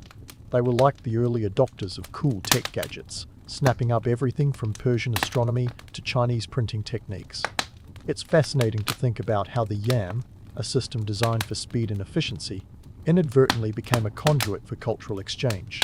Messages carried more than just military orders. They also bore news of scientific breakthroughs and artistic trends. The yam effectively spread the intellectual and cultural wealth of the empire, making it a vital component of the Mongols' legacy. But let's not kid ourselves. The yam was far from a flawless system. Remember those pesky local rulers with their own rules? Well, this often led to the yam being more of a patchy quilt than a seamless network. Some regions were more cooperative than others, leading to a sort of medieval version of service unavailable. Certain routes were notorious for delays and disruptions, and while the Mongols had a reputation for maintaining order, even they couldn't account for every rogue element. In many ways, the yam was a precursor to modern logistical systems, complete with its own set of shipping issues. Imagine a rider arriving at a relay station only to find it understocked because a local official decided to cut corners, or a horse gone missing because it was commandeered by a passing army. It's like when your package gets lost in transit because someone forgot to scan it at the depot. Frustrating, yes, but all part of the grand tapestry of history. As we delve deeper into the impact of the yam on trade and commerce, it's clear that this system was more than just a communication network.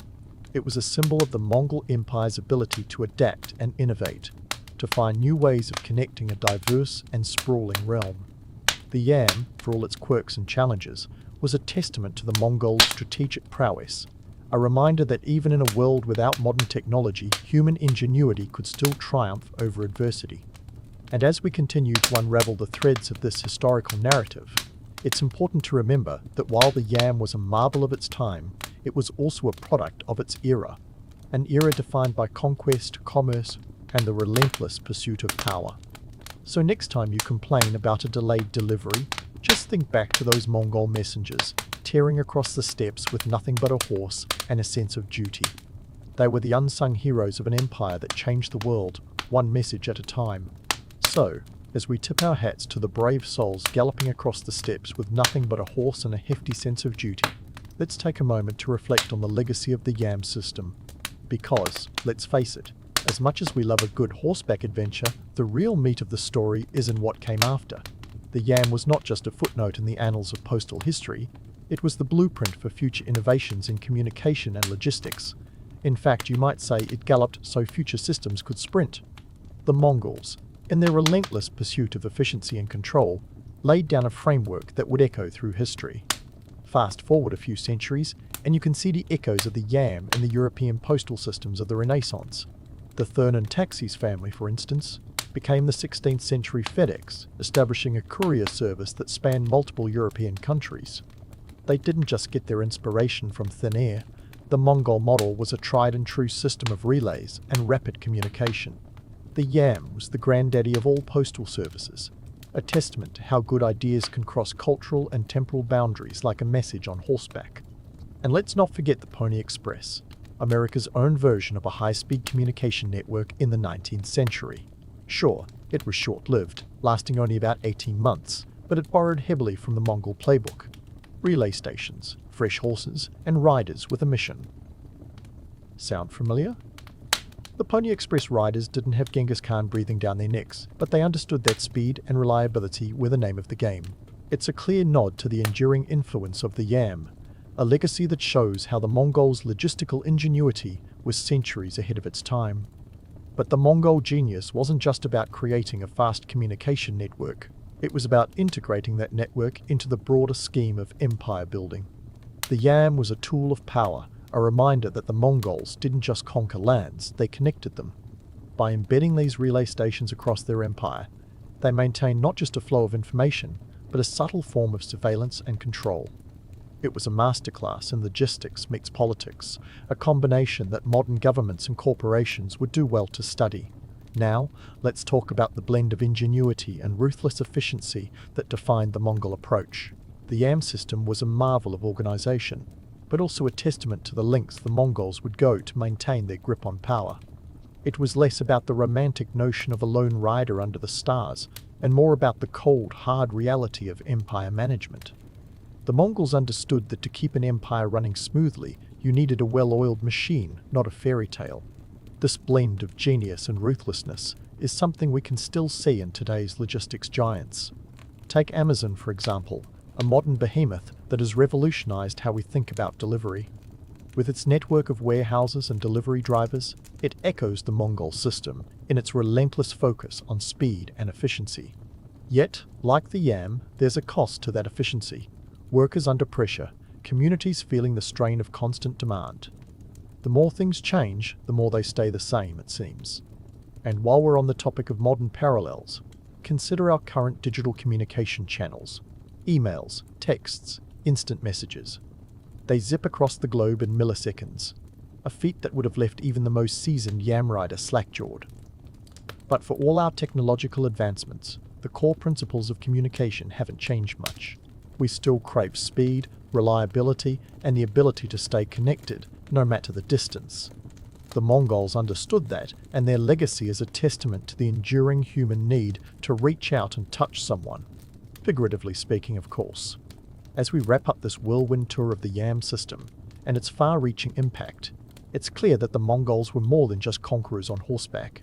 They were pioneers in logistics, the architects of a communication network that not only held their empire together, but also influenced the world long after their reign ended. The YAM system was a marvel of its time, a testament to what can be achieved when necessity meets innovation.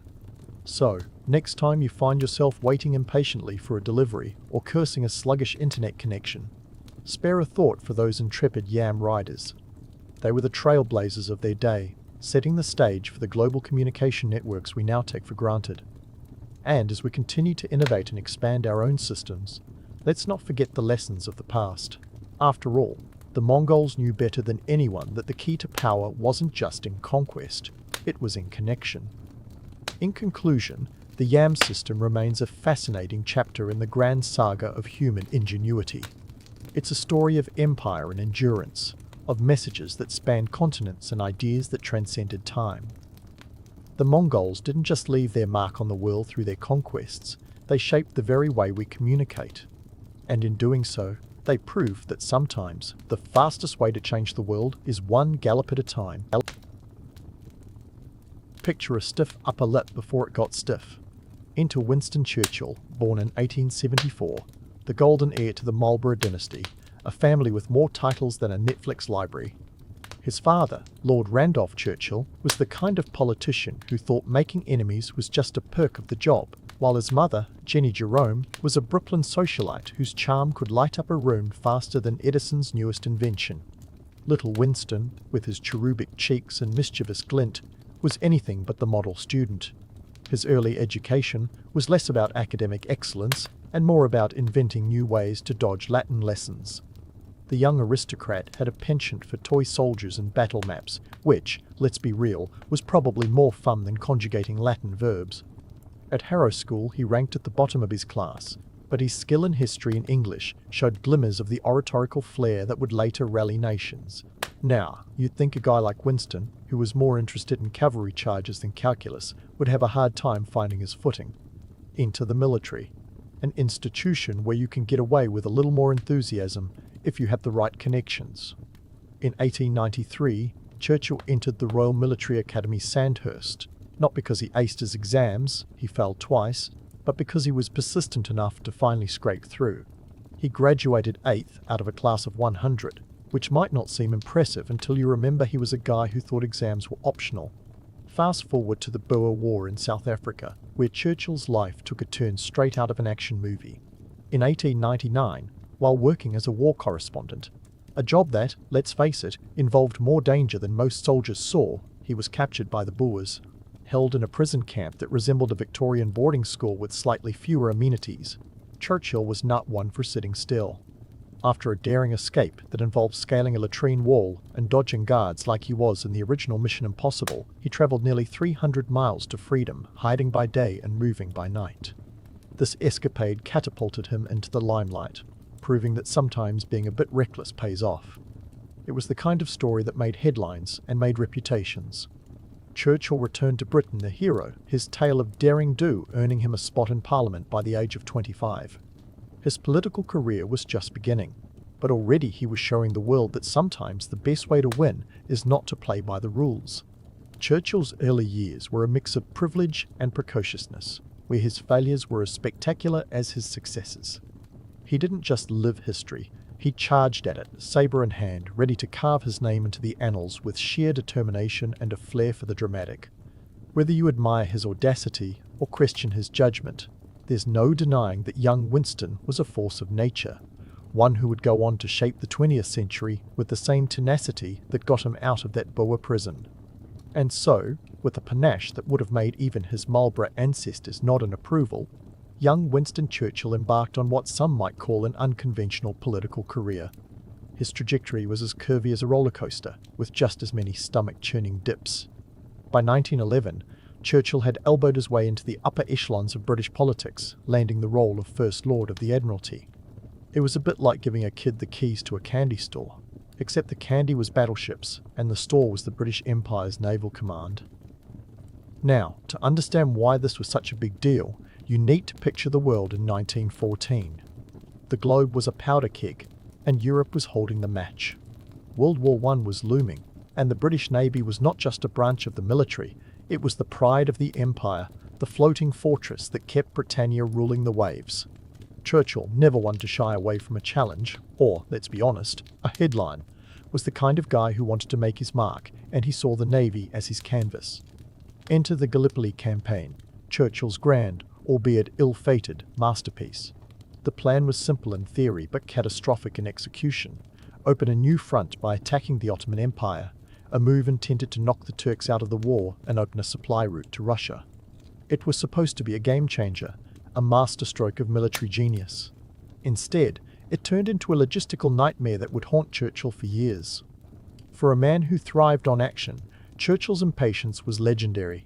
He was like a kid in a toy shop who couldn't wait to unwrap his new battleships.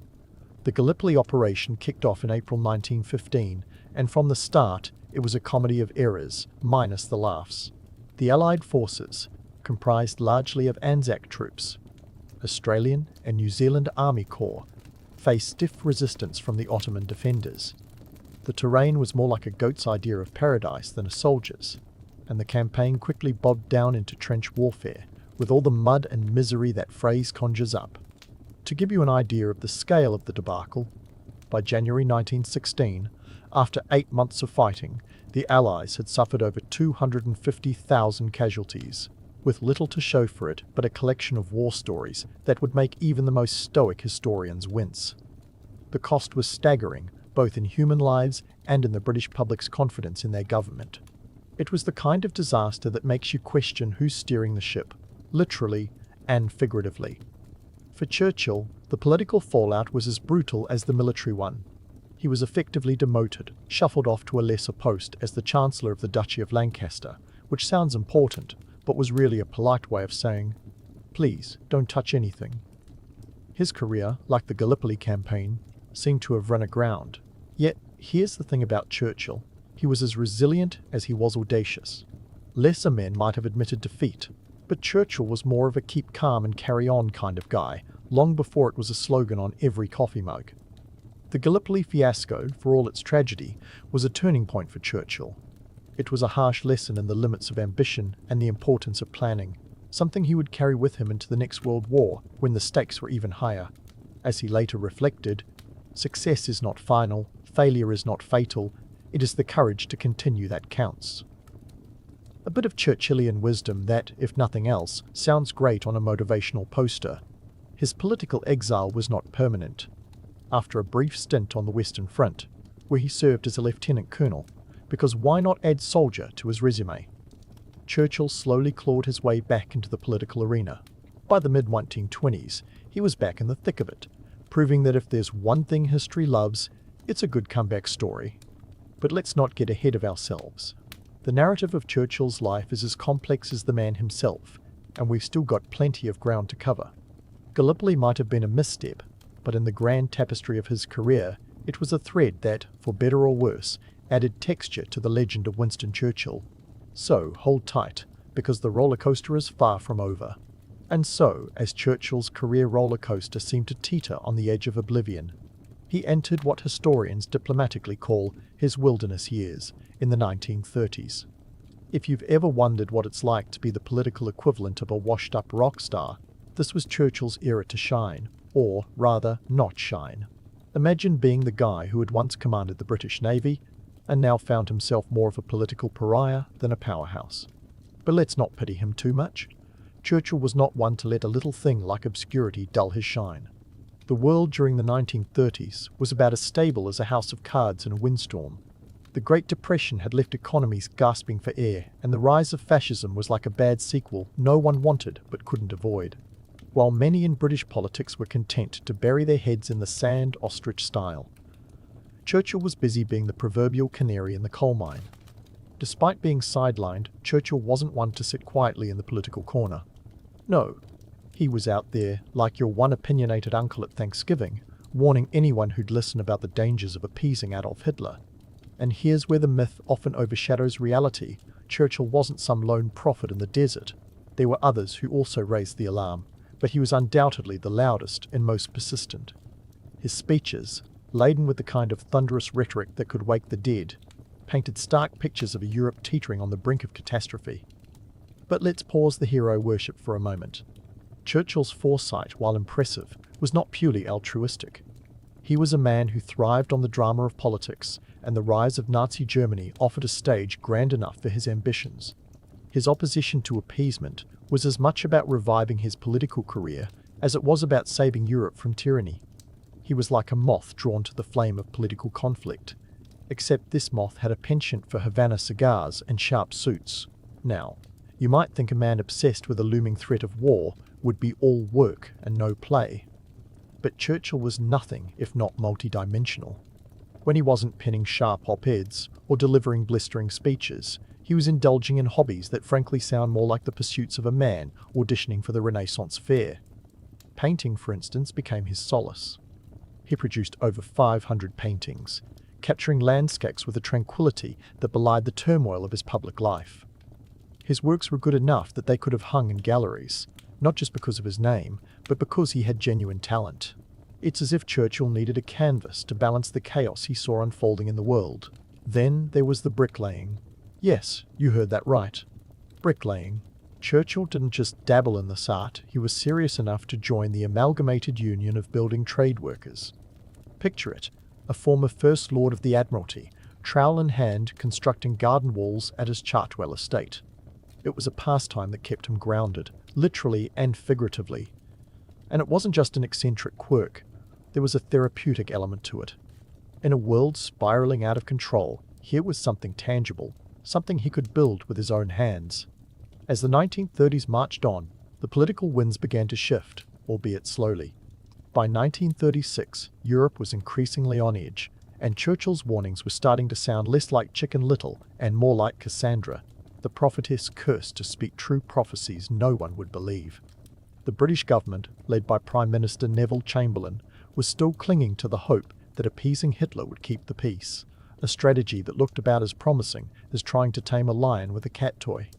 Despite the mounting evidence that Hitler's ambitions were anything but benign, Churchill remained in the political wilderness, a voice crying out against the tide of appeasement. And here's where the economic context adds another layer to the story.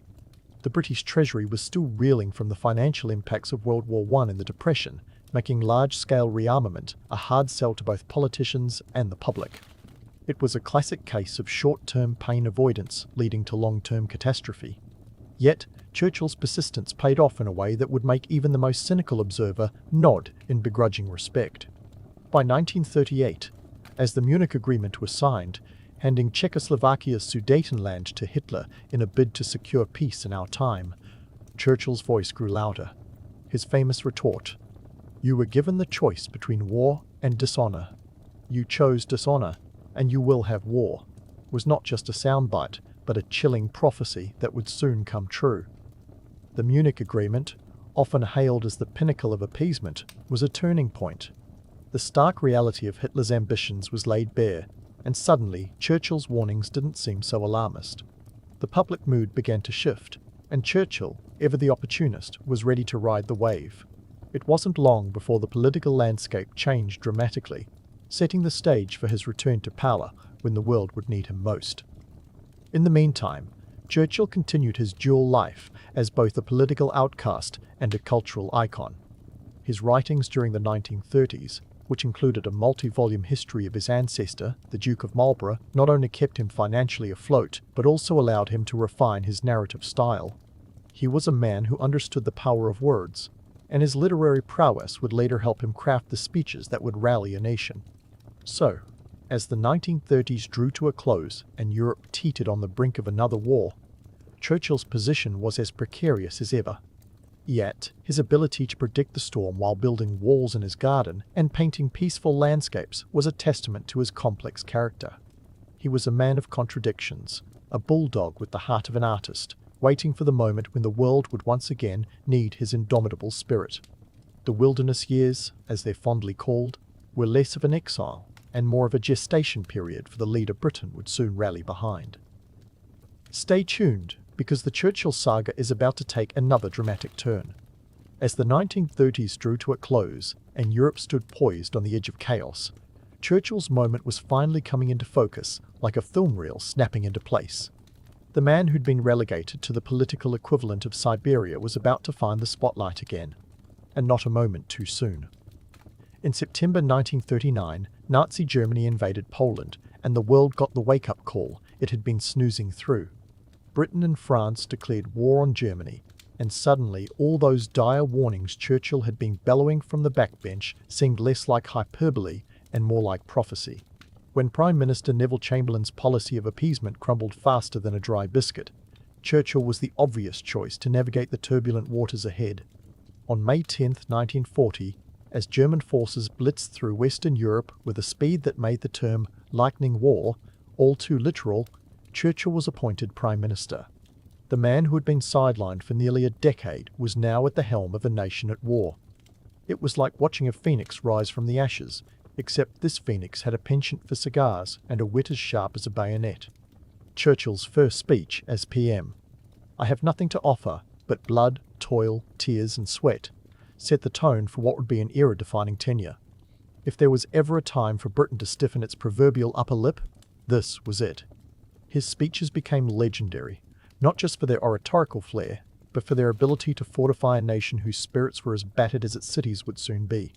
It's tempting to view these speeches as pure theatre, but they were more like a verbal armour for a public facing nightly air raids in the Blitz. Let's not romanticize it too much, though. Churchill's speeches, while undeniably stirring, also served a very practical purpose. They were the glue holding together a coalition government that was about as stable as a house of cards in a hurricane. Britain was facing a monumental task, standing alone against Hitler's war machine after the fall of France in June 1940. With an economy strained by years of depression and rearmament efforts that were more wishful thinking than reality, the challenge was enormous. Britain's military was outnumbered, outgunned, and, at times, outmaneuvered. Yet, under Churchill's leadership, it was never out of hope.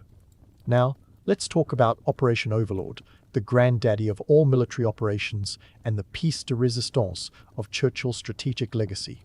By 1944, with the tide of war turning against the Axis powers, planning for the liberation of Nazi-occupied Europe was in full swing. The stakes? Nothing less than the future of Western civilization. While General Eisenhower, the Supreme Allied Commander, was the man in charge, Churchill's fingerprints were all over the project. It was a testament to his political acumen that he navigated the delicate balance of Allied relationships, particularly with the Americans, who were emerging as the new superpower on the bloc. Operation Overlord, better known as D-Day, was set for June 6, 1944. It was a logistical marvel, involving nearly 7,000 vessels, 56,000 troops, and enough equipment to make a military historian weep with joy. But let's not sugarcoat it. The planning process was rife with disagreements. Churchill, ever the strategist, was concerned about the potential for catastrophic losses. His cautious approach was not just a reflection of military prudence, but also an acknowledgement of the political fallout that would follow a failed invasion. Yet, despite his reservations, Churchill knew the operation was necessary, a gamble that had to be taken to break Hitler's grip on Europe. The success of D-Day was a turning point, but it didn't mean the end of Churchill's challenges. The war effort was a colossal drain on Britain's resources. The economic strain was staggering, with wartime expenditures accounting for nearly 53% of the GDP by 1944. Britain was effectively bankrupt, relying heavily on American Lend-Lease aid to stay afloat. It was a precarious position for a nation that had once ruled the waves, now struggling to keep its head above water.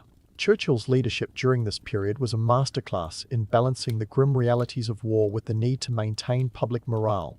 He was the embodiment of resilience, a bulldog spirit wrapped in a bowler hat.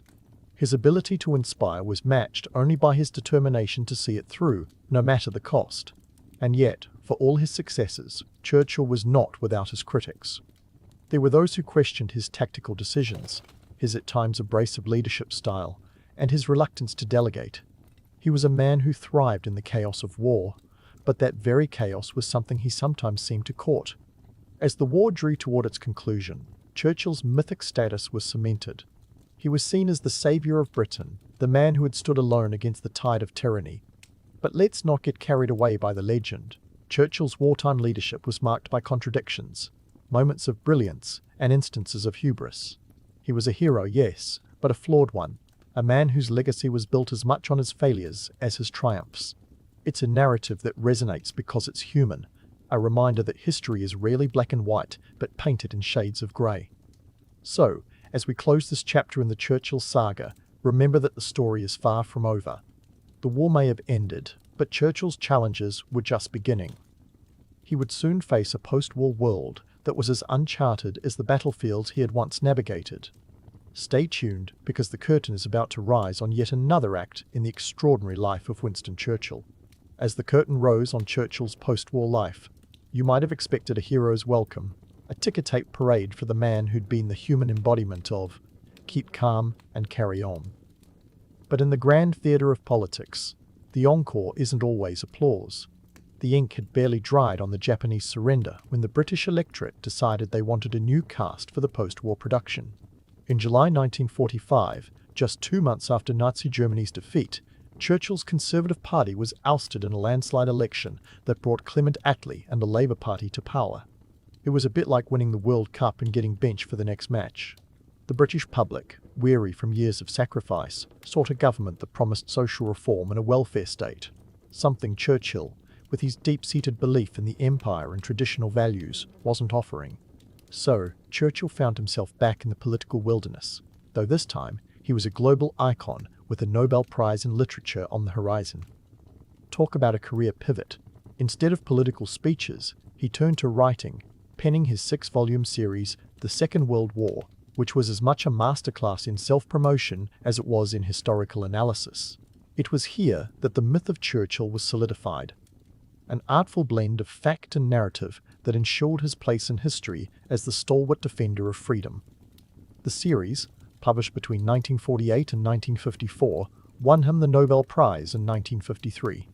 Here was a man who could wield a pen as deftly as a sword, crafting a legacy with every turn of phrase. But let's not get lost in the script of his own making. The reality was that Churchill, for all his rhetoric, was a man of contradictions. He was a staunch imperialist at a time when the sun was setting on the British Empire. He once remarked, "I have not become the King's First Minister in order to preside over the liquidation of the British Empire." Yet, that's precisely what history had in store. The post-war world was moving toward decolonization at a pace that made even the most ardent imperialists blink. India gained independence in 1947, and the wave of change was unstoppable. Churchill's vision of a world order, with Britain at its helm, was fading faster than you could say, "Rule, Britannia." Despite these shifts, Churchill's career was far from over. In a testament to his political resilience, or perhaps Britain's collective nostalgia, he returned to power as Prime Minister in 1951. His second term, however, was more of a quiet postscript than a grand sequel. The world had changed, and even Churchill, with his formidable charisma, couldn't turn back the clock. His government focused on maintaining Britain's global influence, while managing the economic challenges of a nation still recovering from the wartime burden. The British economy was like a car running on fumes, with debts that made today's credit card bills look like petty cash. By 1951, Britain owed the United States a whopping $4.33 billion, $12 billion in today's money, in war debts, a financial albatross that would hang around its neck for decades. Domestically, Churchill's policies were largely conservative, with a focus on housing and maintaining Britain's nuclear deterrent. But let's be real, this wasn't the Churchill of the Blitz. His health was declining and his energy waned. He suffered a series of strokes in the early 1950s, which were kept secret from the public, a move that would make today's spin doctors proud. By 1955, Churchill stepped down, handing the reins to Anthony Eden. His final bow as Prime Minister marked the end of an era, not just for Britain, but for a world grappling with the Cold War and the dawn of the atomic age. Now, about that legacy. Churchill was a man whose life was a tapestry woven from both triumph and tragedy, wisdom and folly. He was the lion who roared when Britain needed it most. Yet his views on race and empire were, to put it mildly, antiquated even by the standards of his day. He once referred to Mahatma Gandhi as a half-naked fakir, a statement as diplomatically savvy as a bull in a china shop. It's a reminder that great leaders are often deeply flawed individuals, cast as much by the shadows they create as by the light they bring. The myths surrounding Churchill are as enduring as the man himself. He's often portrayed as the solitary voice of reason during the wilderness years, standing alone against the tide of appeasement. While his warnings were prescient, it's a simplification that overlooks the complex web of politics and personalities involved. Churchill was a masterful self-promoter who knew the power of narrative, a skill that ensured his place in the annals of history. But that doesn't mean we should take his story at face value. As with any legend, it's important to dig beneath the surface, to separate the man from the myth. Today, Churchill remains a towering figure in British history, his image immortalized in statues and portraits that dot the landscape. He's a symbol of resilience and defiance, but also a reminder of the complexities of leadership. His contributions to modern politics are undeniable. The steadfastness in the face of tyranny, the eloquence that rallied a nation, and the vision that, for better or worse, shaped the 20th century. Yet he was also a man of his time, with views and policies that reflected, and sometimes resisted, the tides of change. So, as we wrap up this whirlwind tour of Churchill's life, let's remember him not just as the hero of wartime Britain or the architect of post-war prose, but as a man whose life was a testament to the kaleidoscope of human nature. He was a dreamer and a realist, a warrior and a writer, a leader whose legacy is as multifaceted as the world he helped to shape. In the end, Churchill's story is not just about the battles he fought or the speeches he gave, but about the enduring complexities of history itself. And if there's one lesson to take away, it's that history, like Churchill, is never as simple as it seems. The Tudor era. A time when Elizabeth I ruled England with a firm hand and even firmer ruffs, and Henry VIII's marital escapades were the medieval equivalent of a soap opera. But we're not here to gossip about royal romances or headless queens. No, we're diving into the peculiar and earnest world of Tudor medicine, where the line between barber and surgeon was as blurry as a London fog. Imagine a time when getting a haircut might also mean losing a tooth or a pint of blood. Welcome to the life of a barber surgeon, the ultimate multitasker of the 16th century. Now, let's paint the scene. It's London, 1540, and you're in desperate need of a haircut, a shave, and, let's throw in some minor surgery for good measure. You stroll down the cobblestone streets, dodging the usual muck and mire, and arrive at your local barber surgeon's shop. This establishment is a one-stop shop for grooming and gruesome medical procedures, all under one thatched roof. The barber surgeon, let's call him Thomas because that's a solid Tudor name, greets you with a friendly nod.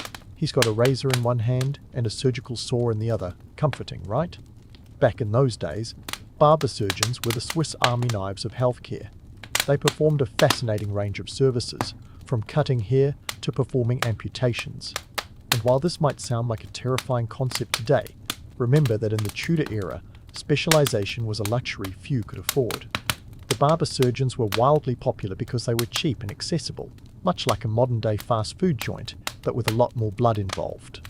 One of the more curious practices you might experience in Thomas's shop is bloodletting.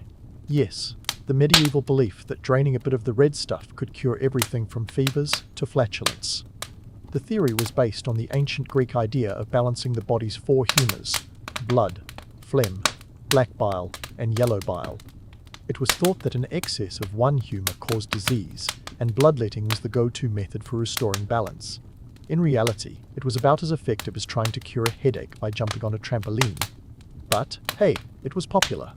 Thomas would strap a patient into a chair and, using a lancet or a specialised tool called a phlegm, nick a vein to let the blood flow. We're talking about a pint or so. A significant amount, considering the average adult has only about 8 to 10 pints of blood to start with. This was often followed by a swig of wine to help with the inevitable lightheadedness. And if you were lucky, you'd still have enough blood left to walk home. Then there's tooth extraction, another delightful service offered by our multitasking barber surgeon.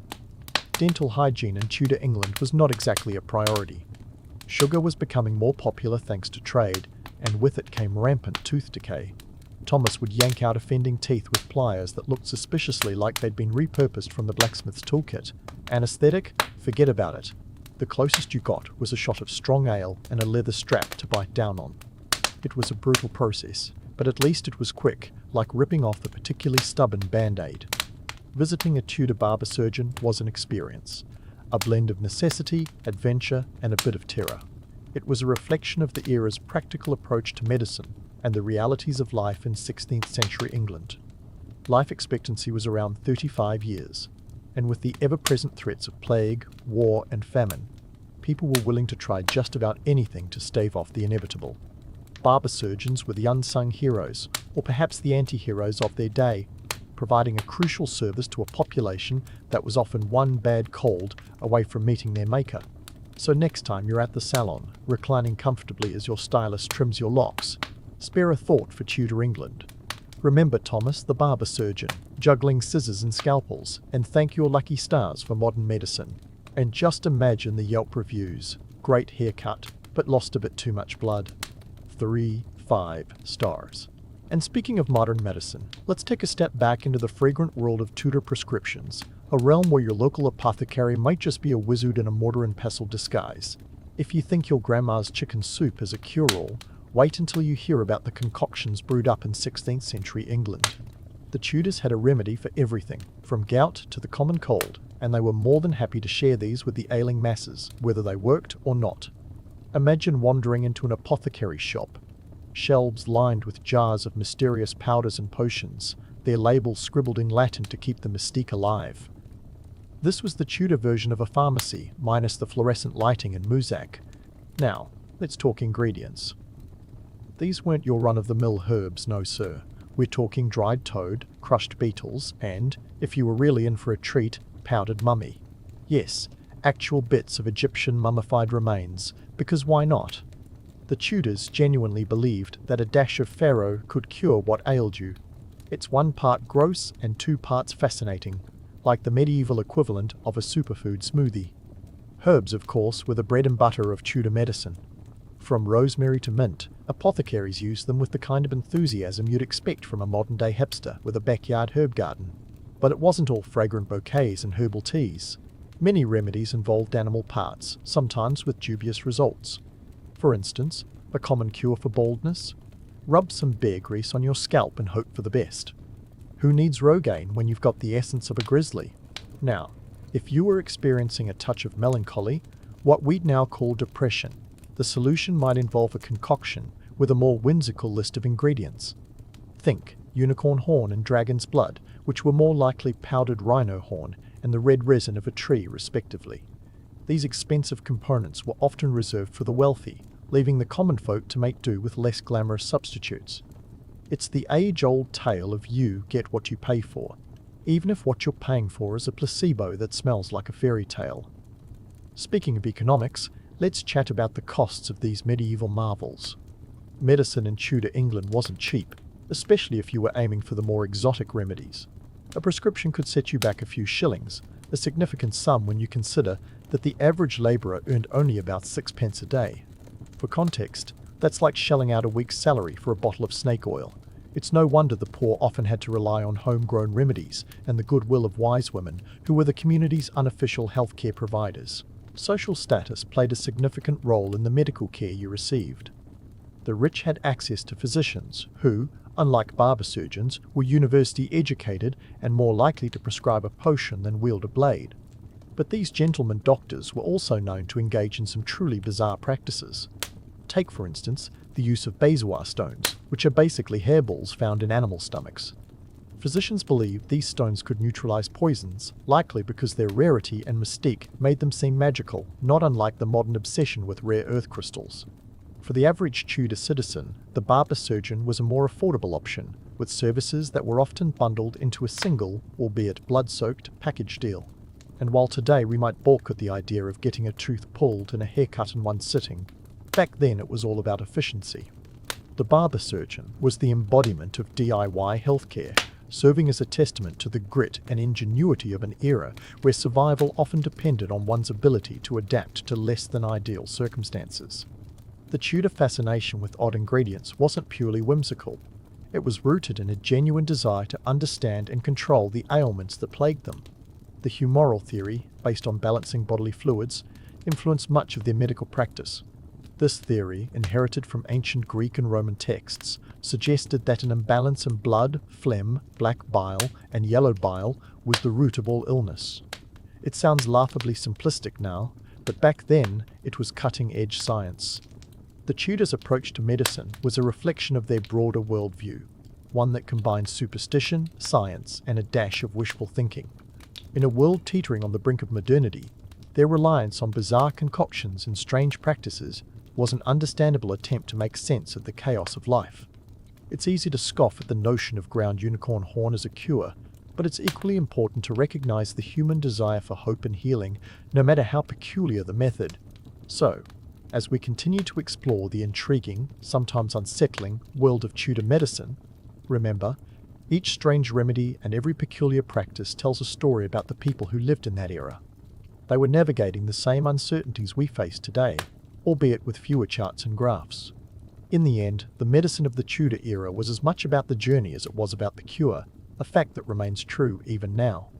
And with that, let's keep the story rolling, because we've only just scratched the surface of this fascinating period. Now, hold on to your cauldrons because we're diving headlong into the nitty-gritty of what made Tudor medicine tick, and spoiler alert, it's not just about mismatched humours and rancid bear grease. Let's talk about the power dynamics playing out in the background because, believe it or not, the Tudors weren't just concocting bizarre potions, they were also stirring up a political stew that would rival anything in a Shakespearean tragedy. First up, let's tackle the elephant, or perhaps the royal lion. In the room, royal patronage. In Tudor England, royal favour was the golden ticket, not just to social status, but also to medical advancement. When the king sneezed, the whole kingdom reached for its handkerchiefs. Monarchs like Henry VIII and Elizabeth I weren't just figureheads, they were trendsetters in the medical world. Ever heard of the Royal College of Physicians? Founded in 1508, it was established under the auspices of Henry VIII himself. This wasn't just a nod to the importance of medicine. It was a strategic move to control medical practices and, by extension, power. By regulating who could call themselves a physician, the crown wielded influence over the health of its subjects, a nifty way to keep the populace in check when plagues and revolts were as common as rain in London. But wait, it gets juicier. The Reformation and the resultant religious upheaval didn't just shake the spiritual foundations of England, it also tossed the medical world into a tizzy. Monasteries, which had been centres of medical knowledge and care, were suddenly dissolved under Henry VIII's orders. It was like closing all the hospitals in one fell swoop. This disruption forced a shift in where and how medical knowledge was shared. The church's grip on healthcare slackened, and new players entered the field, including barber surgeons who weren't bound by ecclesiastical restrictions. It was a medical free-for-all, with enough chaos to make a Tudor's head spin faster than a court jester's cap. Enter the printing press, that pivotal invention that turned the world of knowledge dissemination on its head like a pancake on Shrove Tuesday. Johannes Gutenberg's brainchild had already caused a sensation across Europe, but by the time it reached Tudor England, it was ready to usher in a new era of medical literature. Suddenly, books were no longer the exclusive domain of cloistered monks and their interminable quills. Medical texts were printed and distributed like hotcakes, or whatever the Tudor equivalent was, maybe hot mutton pies? Titles like The Great Herbal and The English Physician began circulating, dispensing both sage advice and some rather questionable assertions. These books were a double-edged sword, though. While they democratized knowledge, they also spread medical myths faster than the plague. Take, for instance, the belief that wearing a dead bird around your neck could ward off illness. It sounds absurd now, but back then, it was probably considered cutting-edge preventative care. The printed word carried a certain authority, even if the content was as dubious as a witch's brew. The irony, of course, is that while these books were intended to enlighten, they also perpetuated some of the most baffling misconceptions. It's a bit like the modern-day internet swimming with both pearls of wisdom and the occasional conspiracy theory about reptilian overlords. Speaking of dissemination, let's not forget the economic side of this whole affair. Printing books wasn't cheap, and neither was buying them. For the average Tudor, affording a medical text was about as likely as finding a unicorn in their backyard. This was a time when the average yearly wage was around 5, and a single book could cost several shillings. Again, a princely sum. The dissemination of these medical books was largely restricted to the wealthy and educated, leaving the common folk to rely on word of mouth and local healers. It's a classic case of knowledge being power, but only if you could afford the admission fee. But even among the privileged, not everyone jumped on the printed bandwagon. Some physicians remained staunchly traditional. scoffing at the idea that anything of value could come from a machine rather than a learned scholar's hand. The schism between the old guard and the new was emblematic of the broader societal changes sweeping through Tudor England. It was a time of transition, uncertainty, and yes, just a bit of magical thinking, all of which influenced how medicine was practiced and perceived. And so, as we meander through the cobblestone streets of Tudor medical history, it's clear that the story is more than just potions and poultices. It's a tale of power and politics, of religion and revolution, of innovation and inertia. The Tudors lived in a world where science and superstition danced a delicate waltz, each influencing the other in ways that would shape the future of medicine. As we continue our journey, remember that every bizarre practice and peculiar belief was part of a larger narrative, a reflection of a society in flux, striving to understand itself and its place in a rapidly changing world. Stay tuned, because there's more to explore in the Tudor medical saga, from the rise of anatomical studies to the curious case of royal diseases and their so-called cures. We're just getting started, and if you think this was a wild ride, just wait until we delve into the next chapter. Now, if you thought Tudor medicine was just a carnival of quackery, hold on to your scalpels. Here comes the plot twist. While it's tempting to imagine every Tudor doctor as a glorified potion peddler with a penchant for powdered mummies, the truth is a bit more nuanced. Yes, the era was rife with superstition, but it was also a time of genuine scientific curiosity and gradual progress. Think of it as the awkward teenage years of modern medicine, full of growing pains, but with the potential for greatness. Let's kick things off with anatomical studies, a field that began to take form during this period. Sure, the idea of dissecting a human body might have sent a shiver down the spine of many a Tudor citizen, but it was a vital step forward. Until then, much of what passed for anatomical knowledge was based on animal dissection or ancient texts that were about as accurate as a medieval map. Enter Andreas Vesalius, a name that cuts through the fog of history like a sharp scalpel. His work, De Humani Corporis Fabrica, published in 1543, was a game-changer. Vesalius challenged centuries-old assumptions and put forward the radical idea that maybe, just maybe, human anatomy was best understood by actually examining human bodies. Revolutionary, right? The impact of Vesalius's work rippled across Europe like a particularly informative gossip chain, and Tudor England was no exception. Inspired by his findings, physicians and barber surgeons alike began to take a more hands-on approach to anatomy. It was still a far cry from modern medical schooling, but they were inching closer to understanding the human body as it really was, not as ancient texts claimed it should be. Dissections, while still rare due to religious and cultural taboos, became more accepted, especially when sanctioned by universities or royal edict. But let's not get too carried away with the notion of a medical renaissance. For every step forward, there were plenty of missteps. Take, for instance, the whole debacle with trepanation. This delightful practice involved drilling a hole into the skull to treat anything from headaches to mental disorders. The logic? Let the evil spirits out, of course. It's the kind of medieval logic that makes you grateful for Tylenol. And then there were the charming tales of royal maladies, which often gave court physicians the chance to showcase their skills, or lack thereof. Henry VIII, for instance, suffered from a delightful cocktail of ailments, not least of which was his infamous ulcerated leg. His doctors tried everything from poultices to potions, managing to keep the king alive but in a perpetual state of discomfort. It's said that his leg wound was so foul that courtiers could smell it from across the room. Now there's an image to chew on next time you complain about your doctor's waiting room. But let's not just focus on the physicians. The patients have their tales to tell too.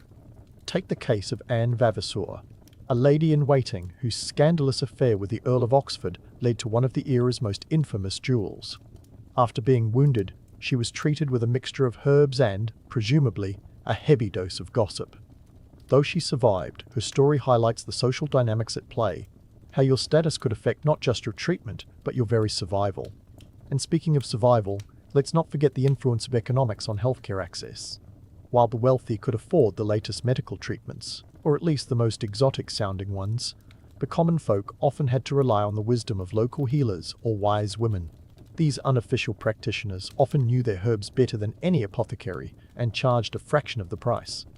Of course, their remedies weren't always effective, but they were accessible, and in a time when a simple infection could spell disaster, that mattered. Now, let's talk myth-busting. One of the biggest misconceptions about Tudor medicine is that it was all ignorance and snake oil. While there's some truth to the idea that superstition played a big role, it's unfair to paint the entire era with the same brush. The Tudors were trying to make sense of a chaotic world with the tools they had, and sometimes those tools were surprisingly sophisticated. Take, for example, the use of honey in wound care. Modern science has confirmed that honey does have antibacterial properties, meaning those Tudor doctors were onto something. However, for every honey-coated success, there were plenty of misguided efforts. Take the belief in the curative power of beeswax stones. As previously mentioned, these were basically animal hairballs, believed to counteract poison. Spoiler alert, they didn't. But they fetch a high price, proving that even in the 16th century, people were willing to pay top dollar for a placebo if it came with a good story. As we wade through the murky waters of Tudor medicine, it's important to remember that while the era was marked by trial and error, it also laid the groundwork for future advancements. The seeds of modern medicine were being sown, even if they were occasionally planted in less than ideal soil. And while the Tudors might have been a few centuries away from scrubs and stethoscopes, their efforts were not in vain.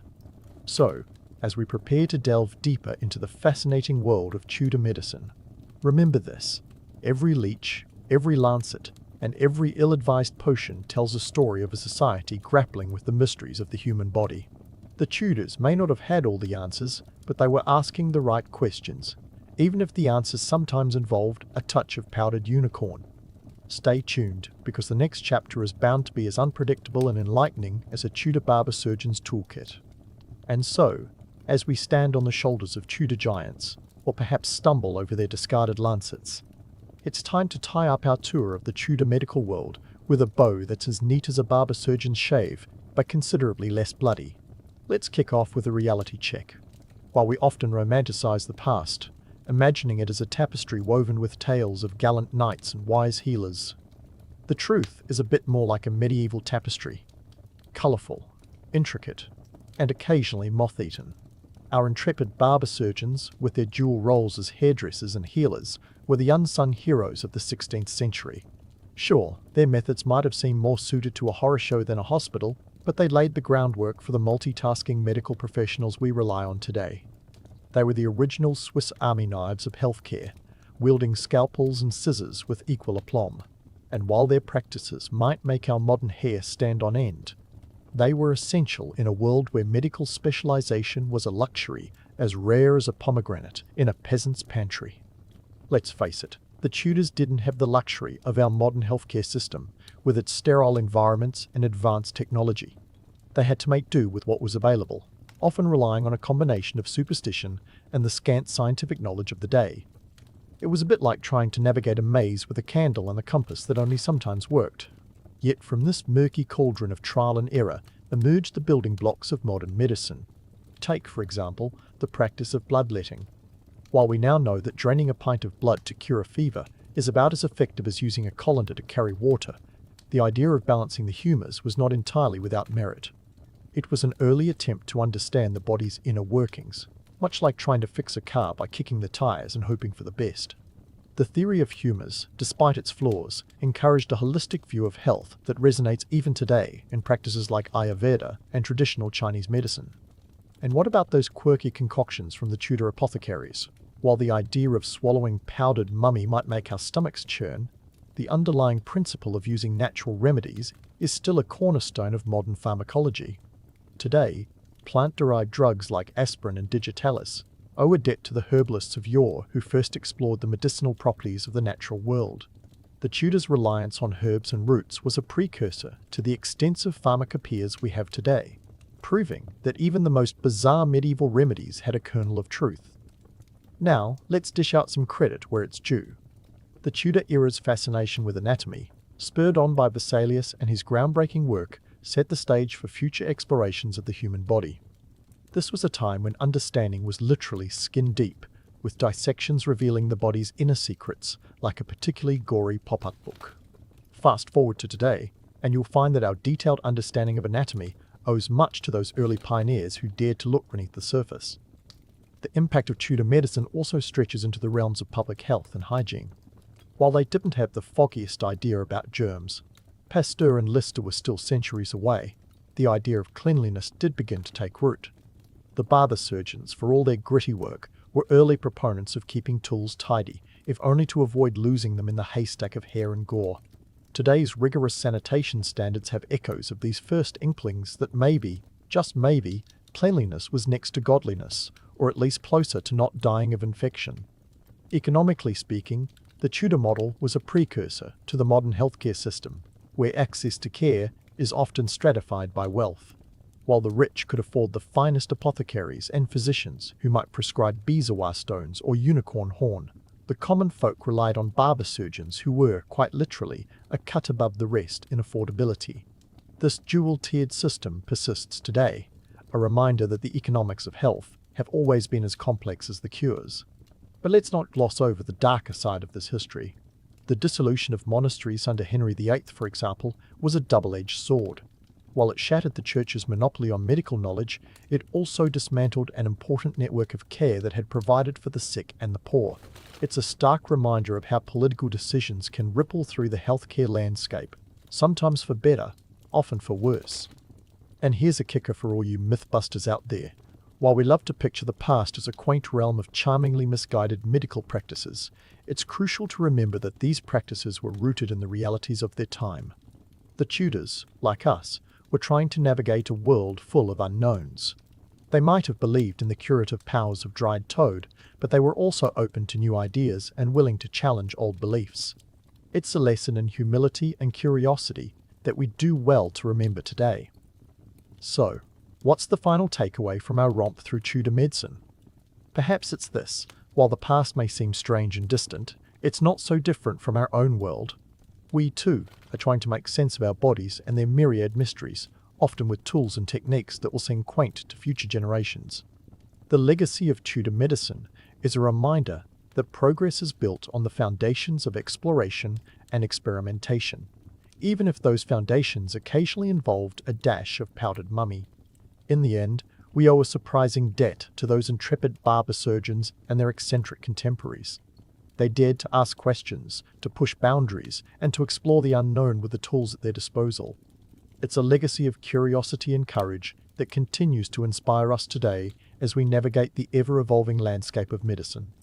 And so, as we close the book on our Tudor tale, let's raise a metaphorical glass, a goblet of ale perhaps, or a beaker of herbal tea to those who came before us.